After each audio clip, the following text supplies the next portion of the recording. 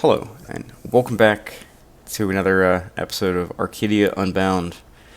In the last session, our players decided they wanted to infiltrate a cultist hideout to save the blacksmith's daughter, Jessica, who had fallen in throes with them after being promised a healthy sum of gold. The party departed to a small cabin just on the inset of the mountains. There they discovered a secret switch and fought their way through droves of cultists, leading to a succubus who apparently was the ringleader for whatever was going on. The succubus escaped, but not after leaving a debilitating mark upon their barbarian Baal. But, the daughter in hand, the party returns back, making their way back towards the city of Chorhol. What would you all like to do? You are on the road, unconscious woman in tow. Probably head back to town. Yeah. Let's just head straight to the blacksmith. Because, myself and Elrond are carrying the chest full of loot, and then Wilder and Bale are carrying the unconscious, or carrying Jessica. Yeah, that works. Yeah. That's fine. Yeah. Yeah. Me and Story, we may want to just go straight to try to find some place to exchange all this out for, like, gold and platinum while they This take is the girl to super the heavy. blacksmith. Are we gonna be okay just walking into town with an unconscious person tied up like this? I'll talk to the Oh guard. yeah. We They do know, it. I've done this many a time. They know Carla for Carla They pretty may, well. once we get to the gate, they may escort us to Carlos to confirm, but Yep. that would probably be the extent of it. Okay, just making sure we're aware that this is. Oh, yeah, this isn't a good look. No, I understand. As a note, all that coin is like less than 20 pounds. So then I I'm just not have this very packed up strong. on my shoulder. Yeah, it's not like a like 300-pound chest full of. No, it doesn't weigh that much. We needed Well, Story then to I feel guess important. I'm walking down the road with it on my shoulder. But we should still probably go get it exchanged out. 3,000 bronze pieces is kind of ridiculous. Well, we also have like a bunch of other gear and stuff. It's like, it's not inconsequential amount of weight to carry a long distance. Mhm. It's like a half-hour walk. Like I said, we wanted to make you feel important. Oh my god. Yep. And walk you do. You arrive at the gate with a massive, towering metal bird hanging overhead. The Rock Gate, as it is known by the locals. Just as the sun begins to crest over the horizon. Seems there's no line today, no carts to stand behind for no particular reason. And as you make your way towards the gate proper, the woman in your arms begins to stir, Bale, as she's coming to consciousness. Yep. Did we tie her up? We should We tie did. her up. We did. Yeah, You- she's tied up. You did tie her up. Okay. Then, yeah, You we'll were just keep very on trekking. adamant about using your sailor knots. Hey man, when you got so many. Yeah, but when you're standing there for 2 hours showing me how to do sailor knots on an unconscious woman, it's a little extra. I would Hey, say. bold knot is a very important knot to know how to make. Okay. I'd say, what is your marching order? We have Story coming up with the rear with the chest very, very profusely, and then Bale and I are kind of side by side, and Elrond. Should we maybe curve around to the north gate? Because I know that's closest to Carla's shop. This is the north gate. It's the one Okay, you excellent. exited out of. Oh yeah, that's right. Cool. Alright.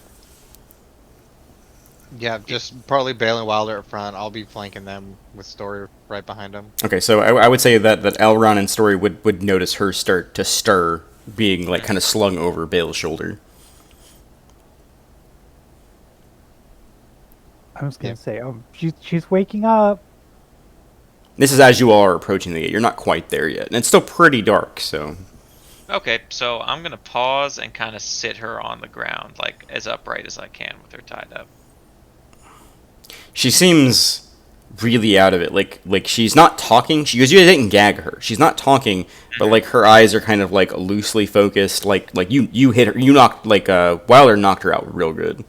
So Okay. she's like trying to focus and like she's like trying to like move a little bit, but realizes she's bound and can't. And she's like trying to take in what's happening. You want me to knock her out again? I would suggest not doing that. That might kill her at this point, or give her permanent brain damage. What? I mean, if she's just happened? being mouthy, we can gag her until we get her home. Hold on, she's speaking. Yeah, she said what happened. So we had a little run-in with your friends. Your mother sent us to basically see if you were all right, and we're taking you to see her now. She kind of winces and squints, and she's like, it's like she's trying to think, and coming up like fuzzy. What's the It's like last the thing look you on her remember? face. What's the last thing you remember? I Kind of was slink away from her field of view. Yeah, I was at a bar in the North End, and this woman across the way bought me a drink. And then, I don't know. What do you know? Do you remember what bar? It might have been the hole in the wall.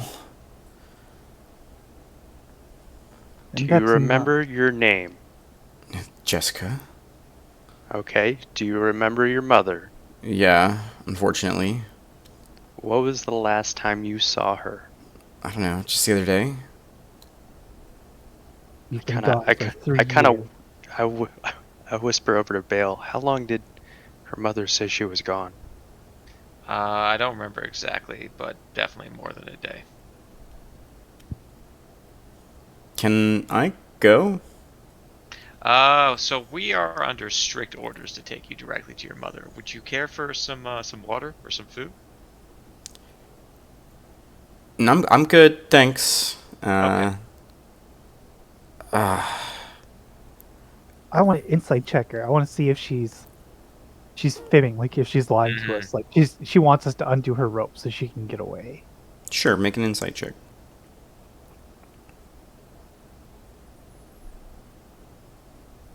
Nice. Okay. My 3D dice aren't working for some reason, but I'll take Yeah, the mine didn't show up either. Let me you might have check to settings. yeah, it's fine. But the 21's pretty good. With 21, I'm trying to think. You never saw her before she was knocked out, if I'm correct.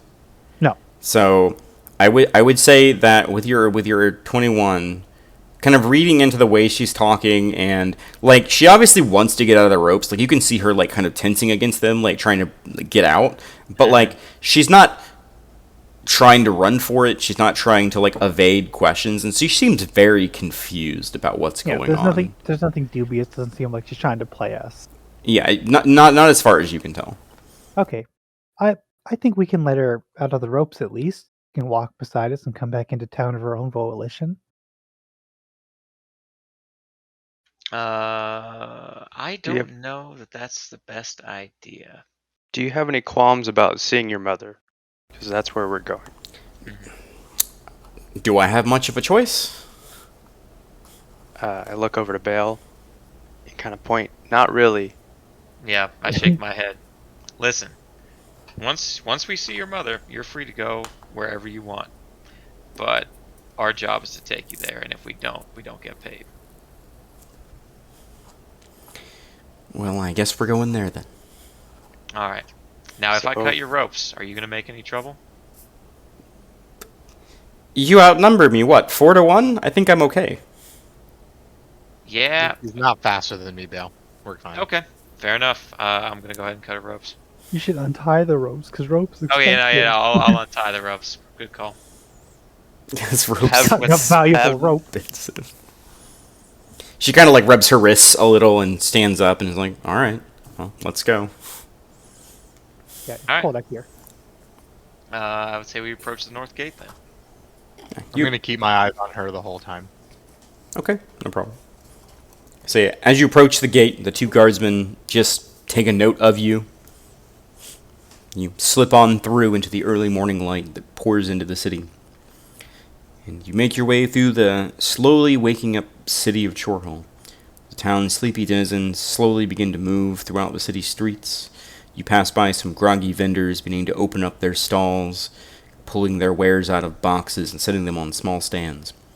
But eventually, you make your way to the anvil, the small little hole-in-the-wall blacksmithy in the back of an alleyway, which is unfamiliar to three of you. I knock heavily on the door. As you knock on the door, it swings open. All right. I walk in, leading Jessica. And as you step inside, the same extreme heat hits you. Excellent. And across the way, you spot something that you did not see last time you were in here. It is a silvered warhammer. Though crude at its current construction, is laying next to the actual forge itself. Seems to need some more work on it. Maul. I thought you wanted you wanted a two-handed weapon. It's Maul. It's a Maul. It's a Maul. There you go. But you do see it. It massive. As it stands now, appears it would be a serviceable weapon, although it is clearly unfinished. Mm-hmm.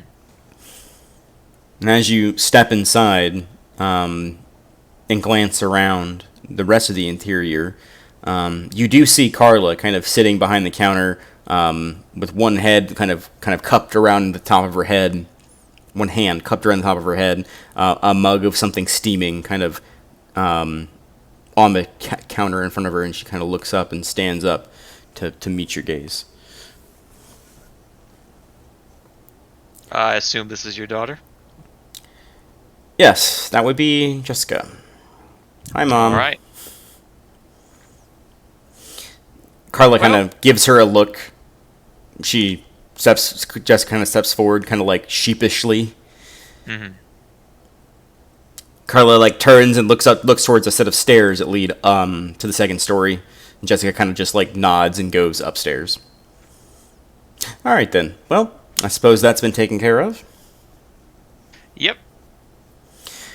Hit a few speed bumps along the way, but we all made it out in one piece. Oh, tell me about it. You and your friends want a drink? I'm Carla, by the way. Nice to meet the rest of you, whose names I didn't get yet. Hi, Nice to my meet name's you, Carla. Story. The tiefling is Story, the elf is Elron, and the human's name is Wilder G. I'd be happy to take that drink. Steadfast companions. And I'm happy to give it to you.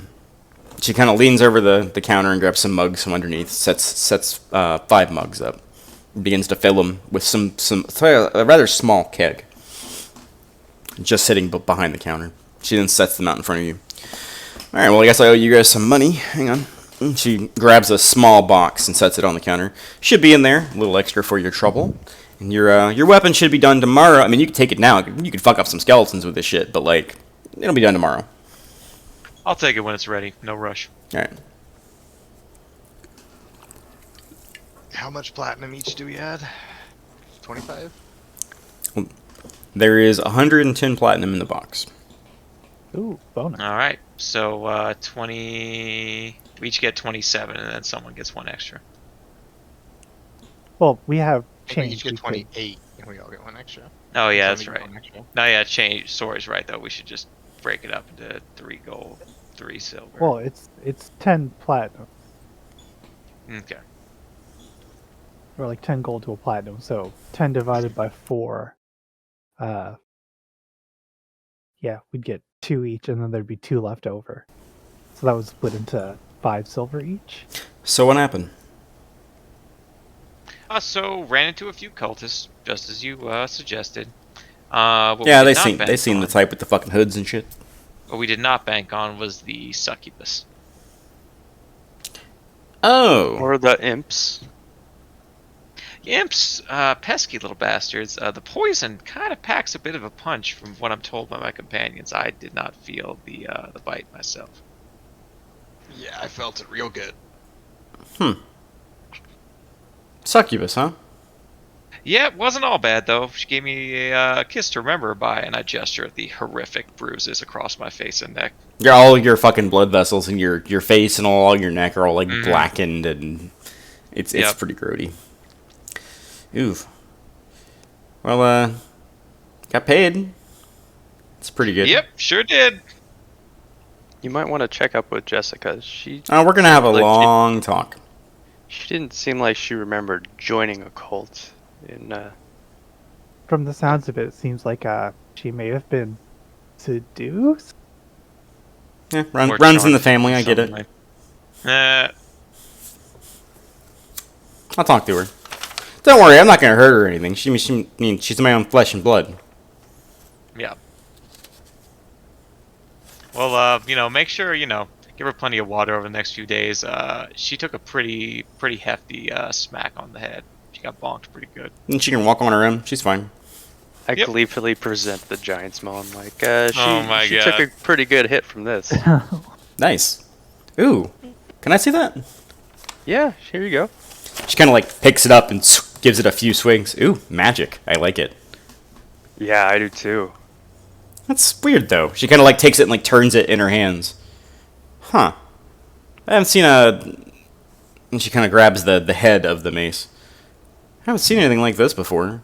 I mean, it's definitely a weapon for sure, but You think it might be a key to something? Or a lever? oh, that's a good guess. She kind of turns and looking at it from different angles. Normally, if you want to make a mace or something to just smash some shit in, you don't want all these flanges on it. So, like, this is definitely designed for a purpose. A key would be my guess. Probably key to a big-ass door or something. She hands it back to you. You know Good any to know. weaponsmiths who could make something like this? I mean, I could make it, but I wouldn't. Not unless somebody paid me a fuck ton of gold. Interesting. There's no maker's mark on it as far as I can tell. Usually it would be right here, and she kind of like points to near the bottom of the handle. That's where I usually put mine at.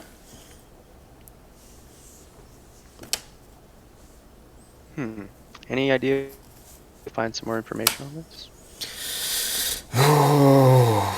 My guess would be giants make. So unless you know some giant friends, I doubt it. Some doors might know. Over in Fellflame, you can ask around there. Their smiths are fucking hacks, but they do some good work sometimes. You always look it up in a library, but I doubt you're gonna get much information out of that. Noted. Good to know. All right. Well, does any you other fine adventurers require my services?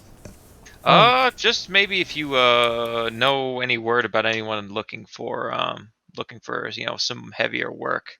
Now that we've kind of shown And my We're worth friend our stuff. Elron kind of lost his weapon in the previous fight. His rapier just sort of went. I'm gonna like wave my hands up in the air like it like exploded into confetti. That's kind of cool. Yeah, but kind of needs something. Do you have anything sort of light and bladey that he could use? You mean, do I have a rapier? I mean, I got rapiers. But they're a little fanciful. I might have to give a nobleman a middle finger, but, I'll sell to you guys. Do you want another rapier? No, I was actually more interested in trying to see if you had any studded armor. Oh, hell yeah, I do. I was trying to get a set of studded leathers, if that would be possible. Might help me take an extra sting or two. She kind of goes over to one of the sides and starts to move some shit around in some boxes. She actually takes like a whole like wooden crate and just like casually tosses it to the side. You can hear like metal clinking around inside, and eventually she opens up a crate. Yeah, I got some stuff in here. I got black, I got dark green, and I got dark blue. Black. And she pulls out this very fine. You can see like the small rivets on it where the armor is kind of like bolted together with hardened leather. Almost shine with this like, it's almost like too shiny in certain places. And she kind of sets it down on the counter. All right, let me think. Discount for some friends, standard fare. How much does that shit normally go for? She opens up her blacksmith's guide and flips to page 118 to look up the price of it. Definitely. Thank you for the page number. 140. It's not 180. It was not 118. I was making It's sure. 145. I'm on it. Studded leather, 45 gold. I was gonna charge this fucking nobleman asshole like 250 gold for it. He was saying it was for his son, going out in the field riding some horses and shit. I don't know. You're gonna kick some ass wearing this shit, right? Lot. All right, 30 gold. All right, deal. I hand her 3 platinum. I get some of my money back. It's all beautiful. Just throws it down in a little box next to it. It's all yours. You want to solve your weapon problem here? You're gonna test your luck elsewhere. What? What? Do you want a a new new weapon weapon? to replace the rapier? Because Yeah. you're short sword dagger right now, right? Yeah, I'm short sword dagger. I got a scimitar if you want that, but I don't know if you want that. That's just 1d6 still. It's the same I'm as the just short looking at sword. the weapon lists. I mean, You probably want a rapier. I got rapiers, like I got long swords, short swords, middle swords, swords that ain't got no fathers. I got everything over here. Swords that ain't got no fuck. Sounds like you have Yeah, I think I'm bastard just gonna swords. get another rapier. Sure. She reaches over into one of the barrels and pulls out this beautifully handcrafted. You can see like this spiderwork inlay over the handguard of the actual hilt. She just takes it, casually tosses it to you. It's all yours. How much do I owe you? I said it's yours. Thank you kindly. Just a couple other questions, if you don't mind. Yeah, happy to answer them. When it comes to silvered cobalt, I've never carried any weapon like of that make before. Is there anything extra as far as maintenance or wear and tear that I have to worry about? I usually get a guy in the magic shop guy. He's got some floaty candles outside of his shop. I usually have him put a small enchantment on the weapons to keep them well serviced. Okay. And it's always gonna do for your weapon. He doesn't charge me anything. I made him some shit a long time ago. He put like some wibbly wobbly magic shit into. So I would love that. he owes me. I figured I'd do You that need it. for you. If you need any extra coin for that, I mean, I have pretty much the coin you just gave me is the vast majority of my coin now. So Nah, if you save need it. any extra coin. Okay. Y'all are gonna need it, I'm sure. Another question: if you know anyone around town that needs some mercenaries for some heavy work, we're always looking for work, and we're gonna be here until the hammer's done for sure. It doesn't have to be heavy. We'll do light work. Come on. Light work is also good. Oops. I mean, I could always use hands around the forge, but I don't pay well. I understand. Let me think. There were some noblemen's looking for guards for some gala. I don't know if they hire all of y'all, though. They don't know you. Yeah, we're a little rough around the edges too. They might not like that. You just need to shower, Bale. I did. I bathed before. The succubus tried to suck the soul. I know the ferryman's looking for armed guards to watch the boat on the way over to Fellflame, but, I mean, he's going to be leaving maybe an hour. Mm-hmm. Yeah, Oh. we're a little rough for that. So, that's the majority of what I've got on there. Well, thank you again for everything, and pleasure doing business with you. And I hold out my hand to shake her hand. She'll take it. Go. She's a lot stronger than she looks when she finally returns your handshake. All right. I think I am going to beeline it back for the what's it called? The Dawn Glow. The Dawn Glow Inn. You need a nap. Yeah, and I'm Sorry. trying, and I'd like to catch the other party, the silver coin people, before they leave if I can. Sure. It doesn't take long, kind of cutting through the side streets and making your way back. What time is it? It's It's Morning. it's dawn. it's dawn. We are like, I want to head to the magic shop. I want to go to bed. It's probably not even open yet. Let's sleep. We just woke up. Like, we slept all night, woke up, went and killed some cultists. But we didn't We get didn't a good sleep. You did not get a good sleep, to be fair. Yeah, we didn't get a long rest. I mean, Elrond, you're fine. You had plenty of sleep. I can go get some shit done. I'm going to go to sleep. Okay. Is anyone else going to go with Elrond to the magic shop or make any other detours other than the Golden Glow? I will go with Elrond to be his buddy. Okay. So Elrond and Wilder. Have either one of you been to the magic shop? Yes. Yeah. Okay. So We you. were the It ones was who went last me time. and It was me yeah. and Wilder last time. Okay. Yeah. So the two of you, knowing your way, push through the crowded city streets as the hustle and bustle of the city slowly begins to pick up as the sun rises over the sides of the mountains. You make your way to the familiar magic shop with the floating candles dimly lit outside the building, just barely out of arm's reach, just hovering in the air. You got some good armor from the blacksmith. You trying to get anything else protective, or I think it'll keep you pretty safe.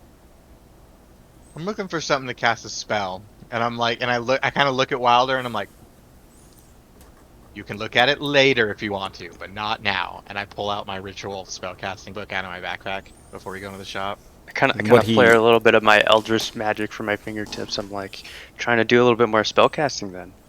So the book that he produces from his pack, you've seen it in his pack before, but when you finally can see it in full view, you can see that there are arcane runes drawn on the front.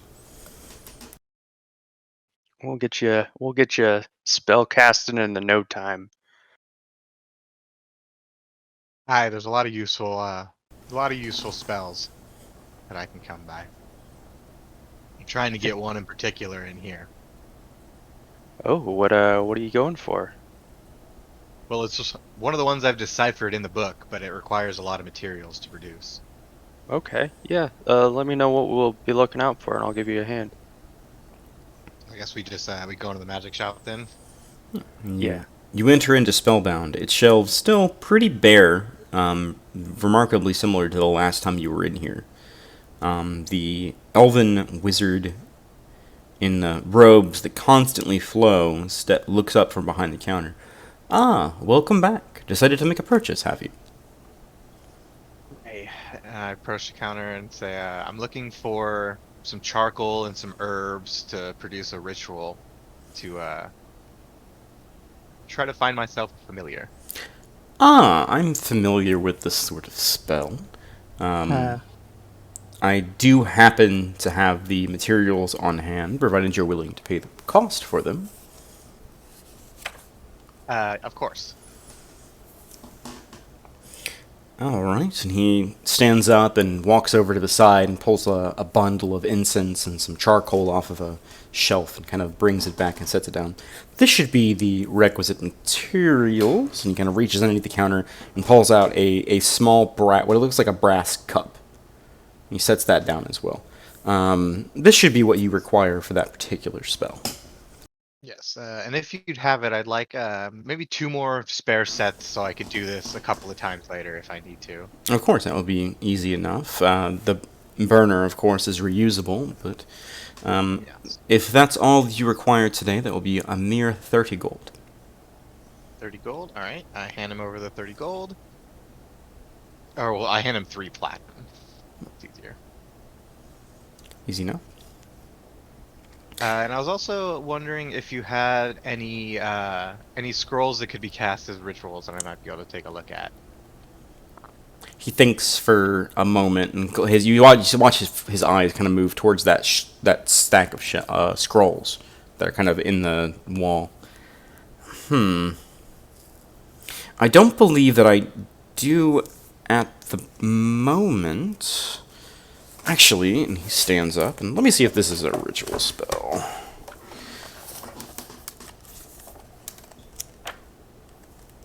Don't mind me, incredibly well-planned DM here. As long as it's 3rd level or lower, if I can afford it, I'll probably grab it, and then I just hang on to it until I'm able to learn it. Unfortunately, the last scroll I had that meets your requirements, I must have sold.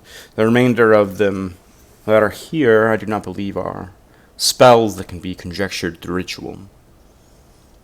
That's fine. I got what I primarily came here to look for. I look at Wilder. Is there anything you might be interested in here? I'm kind of perusing, seeing if I spot any potions around the shop. You do not see any potions. You do see what appears to be almost like a messenger bag with a face sewn into the front of it. Yes. You see what is like almost like a wind chime. And you also see a single arrow that's kind of like up on a small little stand. I kind of point over to the wind chime, noting it kind of seems off amongst the magical curios. What does this do? That, my friend, is called a Chime of Opening. No longer will a locked chest bar you in your travels. All you would need to do is shake the chime and it will shatter any locks in its way. Ooh, that seems pretty good. What about this bag with the face on it? And that, my friend, is what's known as a bag of holding. It is a extra-dimensional space where you can store objects with no additional weight to the bag. If you find yourself with too many objects in your travels, you can always throw them in the bag of holding. It's the adventurer's best friend. How much would this bag of holding run somebody? Seeing as though it's one of the few items I have in my shop remaining, I would be willing to part with it for 400 gold pieces. 400 gold pieces.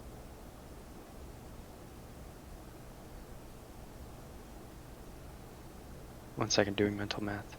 Okay, no. So Plat's just 10 gold each, correct? Correct. Okay. I do not have the coin at the moment, sorry. but How I much will was be it? sure to keep that in mind. Not a problem. But do not be remiss if the object is not here when you return. I wish you good sailing, and look over to Elron. You have anything else you want to look at over here? I'm sorry, I missed the total. How much was the bag? 400. 400. 400. 400. Oh yeah, that's a chunk. No, if there's no potions here, do you know where like an alchemy shop might be somewhere in this town by chance, sir? I do, in fact. If you travel down the high road, about 3 or 4 buildings down, you should see a place called Frogged Prince. Frog Prince? Yeah, Frogged Prince. Hey, look, a while. Do you want to go alchemy shop? Try to get some healing potions and stuff? Yeah, let's go for it. Cheers. Back of holding. So yeah, we head over to the alchemy shop. Not a problem. It takes you about 15 minutes following the directions that were given to you, but you eventually hop off the high road, and a couple of buildings down, you see a lovely wooden lacquered sign with a frog turning into a prince. It's the Frogged Prince. Sweet. We go and enter. Easy enough to do. As you step inside, there are numerous vials and concoctions lining all of the walls. Every single wall here is lined with glass bottles. Hundreds and hundreds of glass bottles. The sharp acridity that is in the air bites into you as soon as you step inside. There's sort of this sage and lavender and patchouli and like an acrid undertone to all of it that like just immediately assaults your senses when you step inside here. I just kind of like, as we step in, the scent hits me, and I just take a giant. Oh, I love that smell. Oh, I guess while Wilder looks around at first, I'll just go right up to the counter to the sales. Sure, there's a half-elven male there with strict black hair and almost gold-colored eyes. He's kind of got an almost too wide grin on his face as you approach. Ah, welcome, welcome. What can I do for you, my friend? I'm primarily looking for just potions. Wait. Let me guess. You have a lovely young lady who'd like to change the color of her hair.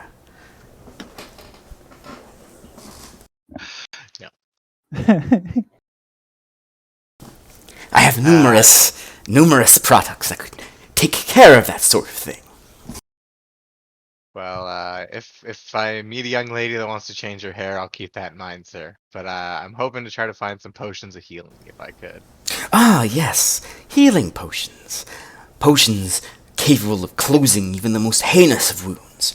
Of course, I have a handful for sale if you have the coin to buy. Of course. How much per potion? They are 52 gold each. I happen to have 3 at the moment. The markup. Quite the markup. Not quite the markup, just tiny. Additionally, That's, I have other interesting concoctions for sale. That's 15 copper and 6 gold. Or 15 What? platinum and 6 gold. What other concoctions do you have? I perk up, kind of leaning in for Elrond. Ah, of course. I also have these. And he gestures to one of the shelves, and you see 2 small vials full of a purple-ish liquid. These allow you to read the thoughts of others nearby you. I also have this potion here. Only one left in my stock. One that will make you as strong as a stone giant. Another that will imbibe you with the fortitude and heroism of heroes old, that will increase the bravery of anyone who imbibes it.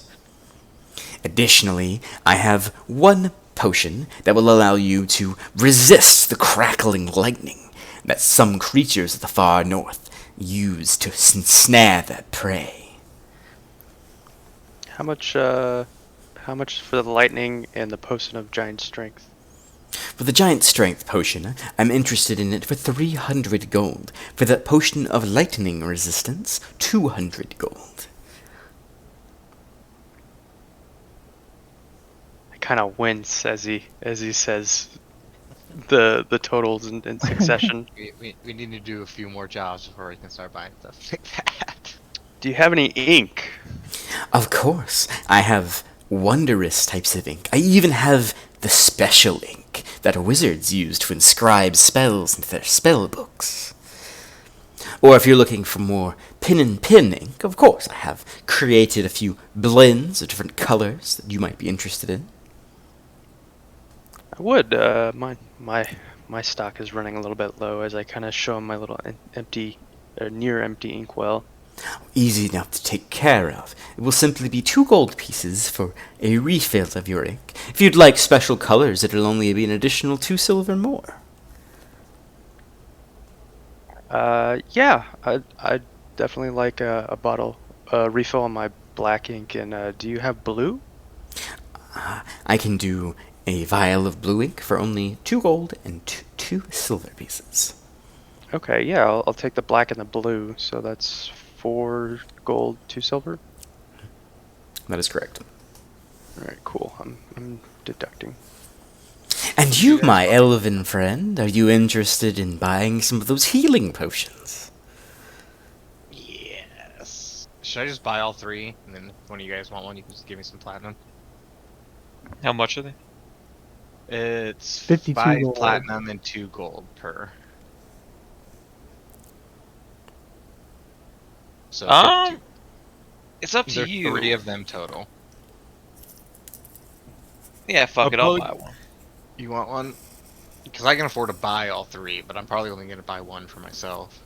I'll buy one for myself as well. You said it was 50. Yeah, you're 52. gold? 52. 52 gold. So 5 platinum, 2 gold. I'll buy one off you. 12. So I'll purchase 2 of the healing potions for myself then for 10 platinum, 4 gold. Okay. And I'll just minus it from yours, and we'll just say we exchange and I get back to the end. 5 Alright. platinum and 2 gold. You guys fuckers in the chat. Do you spice the spice? This little spice? It's fucking Critical Role reference. Oh. It is. And you can just add a healing potion to your inventory too, but I'll give it to you as soon as I get back to the end. Go. Will there be anything else for you? I also have tonics that cure hair loss, and drinks that will increase the health and the rest you get when you sleep at night. I also have sleeping draughts. I think that's it for now. I might be back later to peruse some of your more exotic goods once we get a little bit more work done in this town. Excellent, excellent. I'm sure you'll be back. And yeah, I guess I'm done. Are you good there too, Wilder? Yeah, I'm good. I'm happy with my inks. I can scribble a bit more things. And you got one healing potion too, right? Correct. Did we want to do anything else, or just head back to the inn, take a short rest while they finish up theirs? I'm happy to get some food in my stomach and then some sleep underneath my eyes. So we head back to the inn, grab a quick bite to eat, and then I'm going to sit down and begin my ritual, which takes like an hour and 10 minutes. Okay, so we'll get back to you too whenever you return back to the Golden Glow. Did However- something happen to Story? I can't see her portrait anymore. She's up at the table up top. No, her token in the bottom corner is there. We go. Oh. Okay, there we Yep. go. My bad. I had to refresh my game. So, Bale and Story, the two of you made your way back to the Golden Glow, leaving your other two companions to do some shopping in the meantime. But as the two of you re-enter the warmly lit inn, you do spot the tiefling girl from the night before sitting across the table from the heavily armored gentleman. I sort of mosey on over in that direction. I'm going up to the bar and asking if they have pancakes. We do in fact have pancakes, young lady. I'll be happy to bring you some. What table are you going to be sitting at? I see Bale walking over to the tiefling and the armored guy. I'm gonna be like, right over there, and I'm just gonna walk over to sit down with them. Just You- sort of inviting myself. Easy enough to do. I'll have it So, out for you in a few moments. As I walk over, I raise a hand and look at Hope. Morning, Hope. Good Sleep morning. well? You sleep well? Of course I did. I always do. I nod over at the armored gentleman next to me. Would this be your the paladin friend you mentioned? I am in fact Jeremy, that is correct. Here, have a seat, my friend. Much appreciated. I assume I'm arriving as Bale is sitting down, so I'm just gonna slide right into a chair and be like, and sort of flop down on the table. You don't have the mark or well-beings of any of the individuals who live in this town, so what's your story? We're headed down this way to try to get some help for the folks over at Burrow's Den up to the northwest.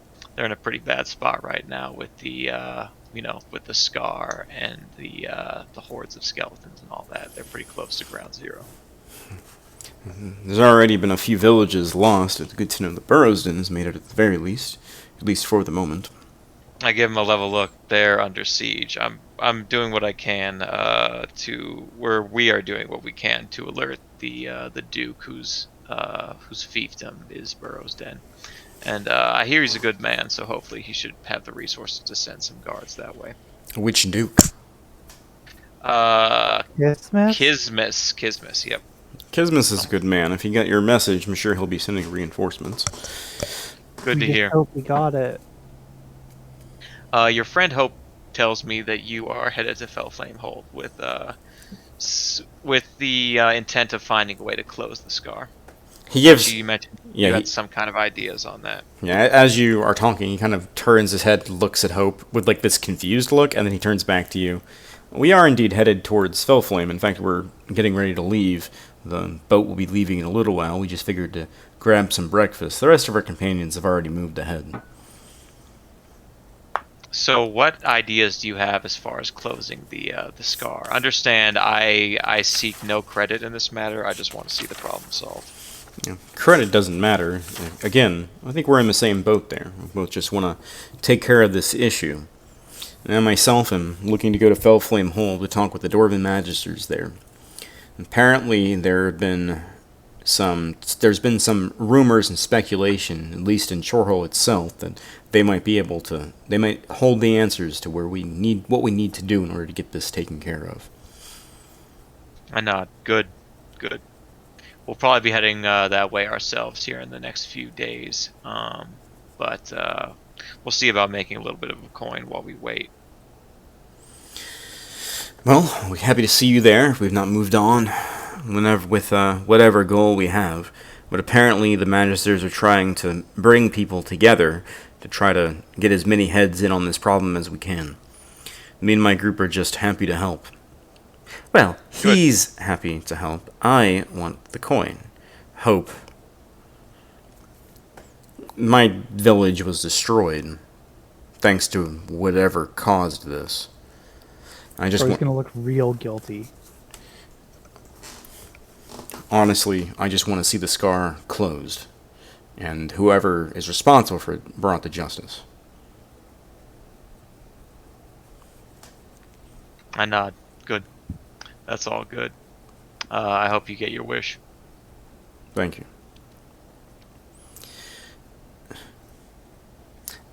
Jeremy, Kind of we already should did. We killed the hag. we should be off.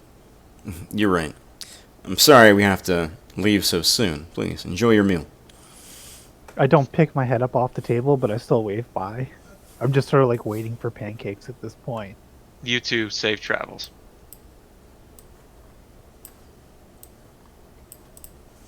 I'm gonna reach over as soon as they walk out the door and touch Story on the shoulders, like, you know it wasn't your fault, right?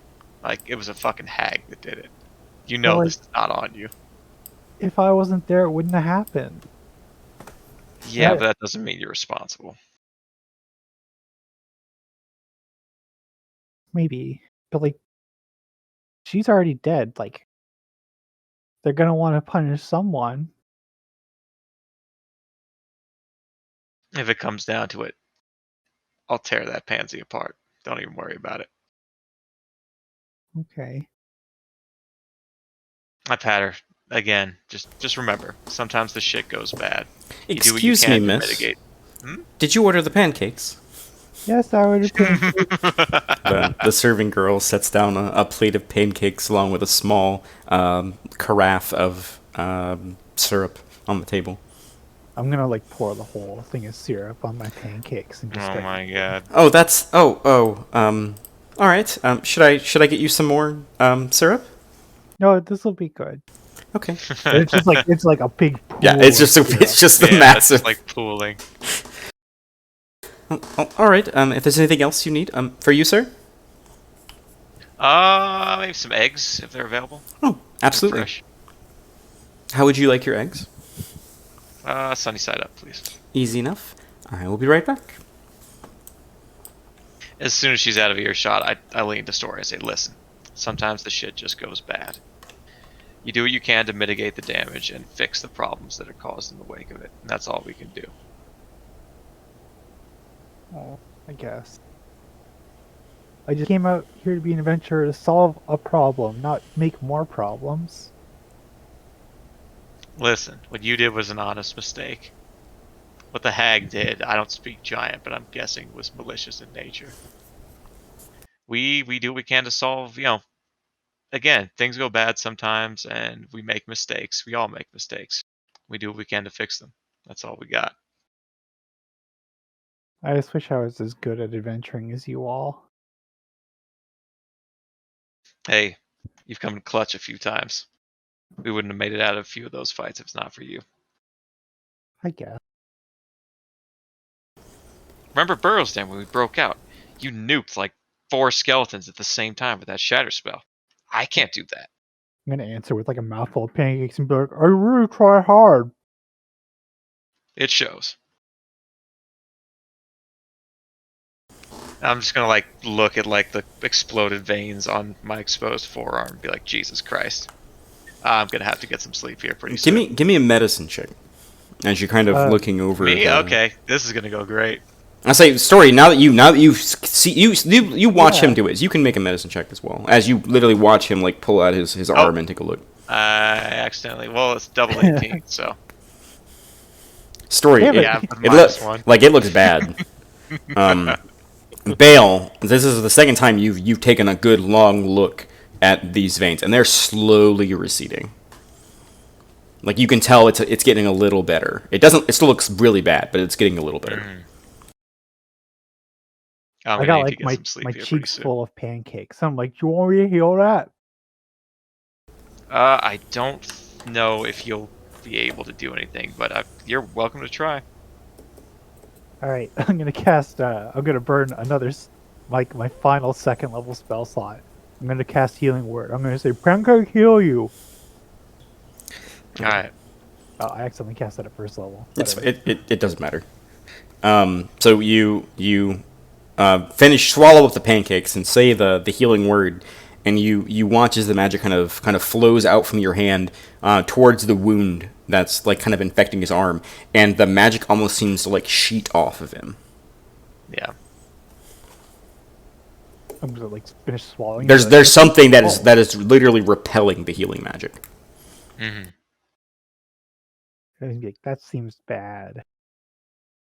Yeah, that needs like a remove curse or lesser restoration or something. No, well, Bale knows it's fading Yeah, I shrug. I just It'll be don't. all right. because I rolled really shit.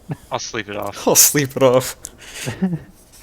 Okay. My soul was just a little bit tried to suck out of my body. You know, it's like it's gonna be fine. All right. Oh, when we wake up, if it's not any better, we're going to get some help for you. Alright. Your food Okay. is delivered to your table, Bale, and right around the time your allies reemerge back into the inn. You have two familiar faces. I turn around in my chair and raise a hand to them. Join us.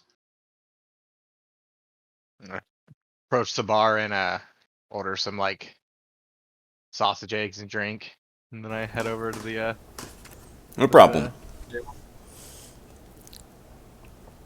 what's that, like 10 copper or something? It comes with your rooms. Ah, cool. Oh, sweet. Yeah, I go and pick up a beer and some breakfast. Anything decent at the magic shops? Yeah, I tossed him a healing potion. And well, I said I picked that up from the Alchemy Shop, but I got some stuff to hopefully perform a ritual here. Try to get some help for us. Excellent. I make a face mimicking the bag of holding and be like, yeah, they had a bag with a face like this on it. It looked really weird. What does it do? It holds stuff, you know, chairs, like pieces of wood. Oh, how big was the bag? He said it was called a bag of holding, and that it could hold quite a substantial amount. It was 400 gold pieces. Bale suddenly sits stock still and said, "You mean they have a bag of holding there for sale for 400 gold pieces?" I immediately wolf down my eggs. Sleep can wait. We need to take care of this now. I need that bag. I need that back. Are we all gonna throw down 10 platinum for it? I'm fine with that. Like, kind of look over at Story. Like, she's just like face down on the table, shoveling like pancakes in her face. So I'm like, "Are you okay?"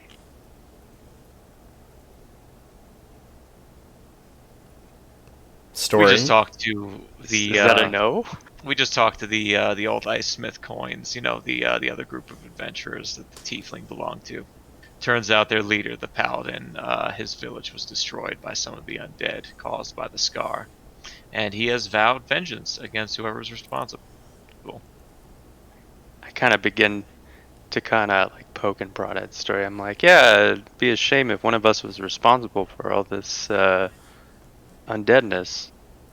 I reach over and I swat Wilder as he's poking at her. Story, I think Story? you're muted. Oh, I like put my fork down and I'm just like roll my face, so I'm like looking face down at the table. Not helping. I sort of say out of the side of my mouth. Anyway, Story, bag of holding? Yes, no? Yeah, I'll start like counting out my share, just like Mm-hmm. absent-mindedly, and just sliding the coins across the table to you one at a time. I'm just gonna give Bale my 10 platinum. Alright. and Probably go in my room to start my ritual. Can I steal the Wand of Smiles from Story to try and cast it on her? You want to specifically try to Yeah. steal Are it? you Steal are it. you trying to be subtle? Yes. Yeah, he's trying Make to steal it. make a sleight of hand check at in my advantage because bag. she's not looking at you. Oh yeah, she's focused on the pancakes. 19. Damn, those dice. Yeah, you kind of like lean back in your chair with one hand. You just like very casually like reach into her bag, and you find you've had to fish around for a few moments, but you've managed to find the wand, and you just kind of very slyly pull it up to your side behind your back and into your other hand. And then kind of when she's looking away, I'm gonna. How do I use this? Well, holding it can use action to expend its charge. Start humanoid. Okay, yeah, I 100% use this wand of smiles on her. Okay, give me a charisma saving throw, Story. Gangster. Damn, +6 charisma. Story's Yeah. like, get the fuck out of here. You feel like a tingle in your face for a moment, Story, but I'm gonna like pop my head up like a groundhog and look around for it. give me a perception check. Fucking gangster dice. Oh, perception. My bad. Oh, you wait, crit oh. on persuasion? Damn it. Looking around the room, you see the lady that Elram was talking to the other day, sitting there. Looks like she's eating something. You turn your back, and bartender's cleaning some glasses behind the bar. There's another patron, but they're back to you. You have no idea where it came from. I'm just gonna like get in real close and like sort of gesture everyone to like lean in. I'm gonna whisper, "Someone just tried to spell me. Like someone cast a spell on me, and I don't know where it came from." Can I look Good around the night. room, see if anyone's doing anything shifty? Yeah, give me your perception check. Normal perception. With my passive perception 6. of 15, did I just see Wilder try to take that? No. Well, No, you did not. now I see that Bale is trying to look for this miscreant. Well, like you heard me be Well- like, While he's looking away, can I cast Wand of Smiles on him? Yeah, go for it. Oh, you fucking. Bale, give me a dick. Alright, give me a let's go. charisma saving throw. Let's go. God damn. All right, so God so damn. Bale like as you like cast a spell on me, right? You say that Bale kind of like begins to look around, and then this fucking grin begins to creep upon his face, and this big like toothy grin, and he's just like got that shit-eating smile on his face. And Bale, you can't stop smiling. "Do you see My, them?" my eyes immediately lock on a story. I say, the wand. Where is the wand? I'll start rummaging through my bag looking for it. You're going through all your stuff. It's not there. Like I'm taking everything out one item at a time, putting it on the table next to the pancakes. Like the sleeve of my shirt got in the syrup. When Like I'm frantically looking for it. when you as you're dish fishing through your bag, you pull out the pearl of power. What? When did this get here? But your wand's gone. I don't know. It's gone. I see Elrond to my left, and I know he was too far away. So I immediately look over at Wilder. Can I do an insight check? Give me an insight check. Alright. 14. All right, Wilder. As your DM, I'm about to ask you a question. I'd like for you to answer it honestly, okay? Okay. How close is your character from busting out laughing right now? Oh, he's just like he's like if like a cartoon character fell over on a banana peel, like kind of in hysterics right now. Yeah, like he's fighting to stop from laughing at you. Oh Bill. yeah, I'm fighting really hard right now. I reach across the table and grab him by like the front of his shirt, or I guess it would be the front of his chainmail. Where is it? I'm laughing. I'm laughing so hard at this point I can't even see. You can see it in his hand. Now that you picked him up, like the wand is in his hand. I'm gonna make a grab for it. You resist, Wilder? No, he can have it. Yeah. Okay, cool. I'm gonna undo the smiling spell on myself. Give me a charisma saving throw. Oh my god. Oh my god. Just as the smile begins to fade, you fiddle with the wand and you reapply the spell to yourself. Whoa. Roll a d20 for me, please. Oh my god. 12. Yeah, it's on a 1, right? Yeah. No, it's a 12. No. The Oh. thing. Okay. It says on a 1. Yeah, on a like, 1. transform to. Turned Yeah, out? that's good. I kind of look over his story. Hopefully, she's smiling and giggling now with our escapade. You can see Bale. Bale's like trying to get the spell to not work, but he does not know shit about this stuff. She looks slightly amused. Like she looks like this is like a little pick me up. I thrust the wand of story. Fix it. There's no fixing it. It takes a minute to wear off. Please. It's just 1 minute. Fix it. I'll fix it in 1 minute. Through my tears, I'm just kind of just laughing and pointing at Bale. I'm like, "This is a good look at you, buddy. You need to smile more often." Just 'Cause- 1 minute. Just a dragon, just grinning from. After a few moments, the kind of lock on your jaw kind of like releases. It's like, okay, so I didn't enjoy that, but I respect it. I reach out and like shake Wilder's hand. I'm just still laughing and crying. All right. Wilder, would you like to pitch in for the bag of holding? Of course. And I Alright. give him my 10 platinum. I turned to Elrond. It was the place with the floaty candles we saw on the way to the guard house, right? All right. I'm gonna get up and head in that direction immediately. Easy enough to Sleep can wait. I sort of like raise up a finger with my blackened veins just exposed all of my arm. To the shop. To the bed. I'm gonna go lay down and start my long rest. do. All right. Bale, you make it. You make it to Spellbound, the small shop that you've seen before on your way. And you step inside to the elven male proprietor, who stands up and does a small bow, and as he does, his robes kind of billow forth around him and are constantly, like, moving a little.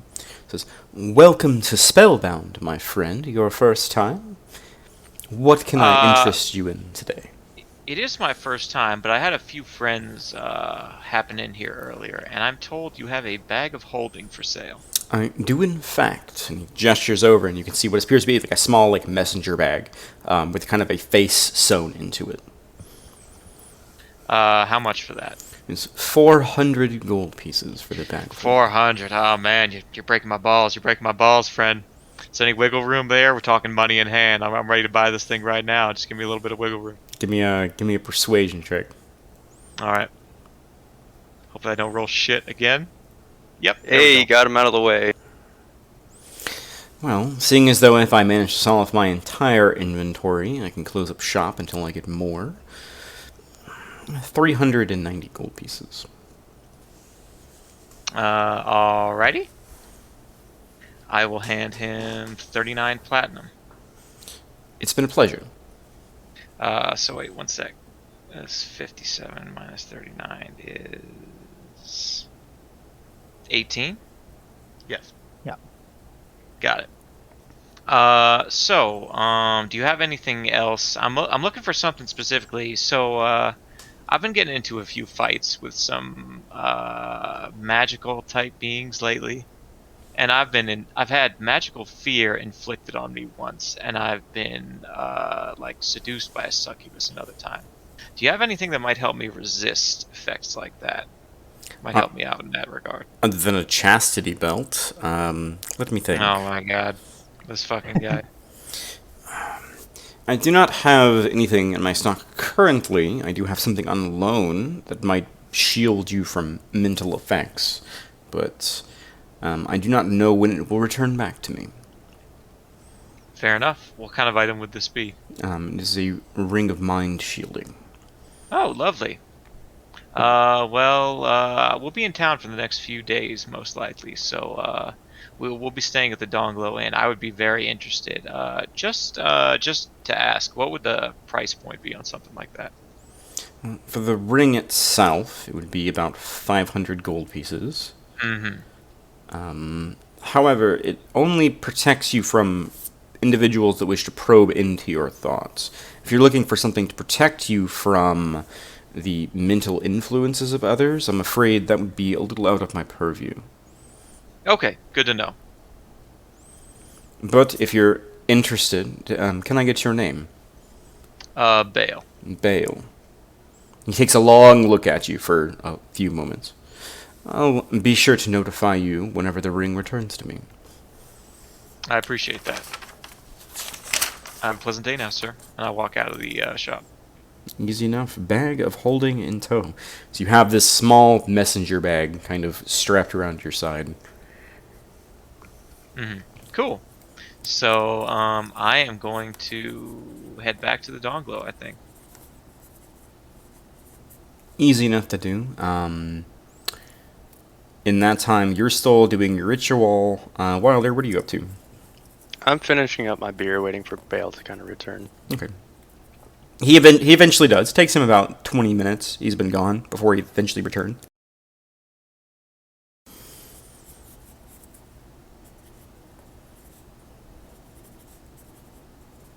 As I see him come in, I kind of wave, "Hey, friend!" Kind of point down at the seat next to me.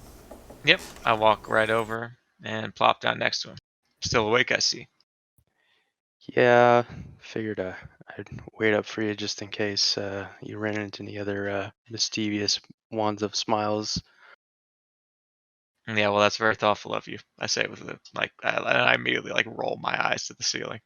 I'm just smiling so much right now. Just a giant shit-eating smirk on my face. If I didn't know better, I'd figure you use that fucking wand on yourself, motherfucker. Oh, I've attuned some immunity to it. But I'd be happy to help you out with that if you need. Maybe I'll cast it a couple more times. I think I'm good. I think I'm good for now, but I appreciate that. You look good with a smile. You should try it more often. Not the worst idea. Did you were you able to manage to find what you were looking for? Yep, I hold up the bag of holding. It's like, so this should come in very useful. I hear it's something around 9 square, 10 square feet of space you can hold in these things, so we should be able to pile a good amount of stuff in, and it stays light. You can carry it easily, no matter how much ridiculous amount of stuff you put in there. I'm sure Story would be ecstatic to expand her wardrobe collection. Well, yeah, and she has that big old chest that she's always concerned about back in left that at Burroughs. Burroughs Den. Yeah, I we was about left to say it. back in Burroughs Den. So we could help just stuff all that stuff in here. We don't have to worry about it anymore. One of us just keeps it clipped to our belt. I resist the urge to put a wooden chair in the bag of holding. Hey, these are not our chairs, okay? These are the inn's chairs. Come on now. You're better than that. I just want to point out that you haven't even tested it yet. So, I could have just sold you a regular bag. But it is a bag of holding. Okay. Can we insight check the DM? No, I mean, you can, you open the bag, and it just looks like a void inside. And you, stick your arm, and it goes, way past where it should into the bag. So it is, in fact, a bag of holding. Alright, so I immediately put the scale mail that, what's his name, Carrion gave me in Burroughs Den in there. And I also put, I guess I'll put 2 of the daggers I looted off the cultists in there. Easy enough to do. They all disappear within the void inside the bag. So, how should I... Is there a good way to organize on here, what's in the bag of holding, or I would do that on your second sheet, your bio page, is a thing of treasures. That's usually what I do whenever I acquire such an object. Alright, I appreciate that.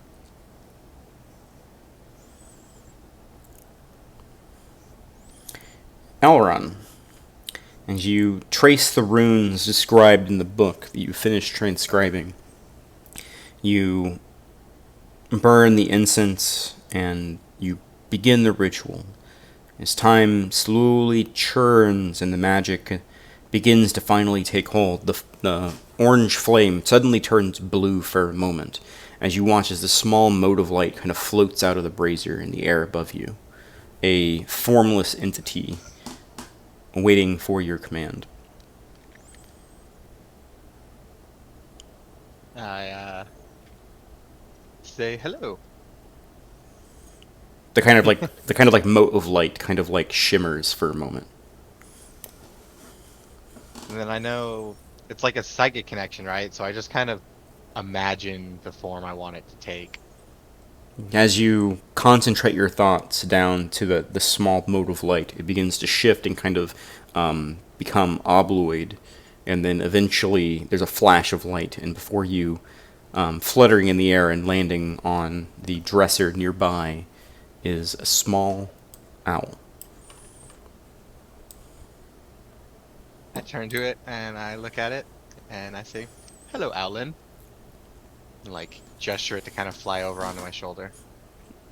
As soon as you gesture, before you almost before your arm extends, that kind of mental thought, that mental synapse catches, and it immediately flies over and lands on your shoulder. Scratch it under the chin. You feel almost a sense of appreciation. There is no words exchanged here, but there is an immediate understanding that this creature that you've summoned from elsewhere will serve you. Yeah, I don't understand. I get like, I kind of just get emotions from it, basically. Yeah. Sweet. I think I'm just gonna walk back out of the room then, and if Bale and Wilder out there, kind of walk up with this owl on my shoulder. Just see what they like. Elron emerges from his room, and a small owl sits on his shoulder, kind of with a bluish tint in its white feathers.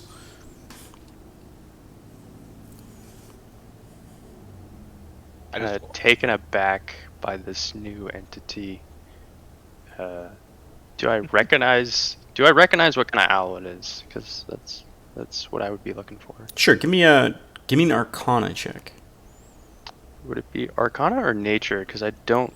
For this, Can I visibly see that it's like a arcane like thing? You can tell that there are aspects to this particular owl that do not Okay. match what you've seen in other ones. So it would be an Arcana check.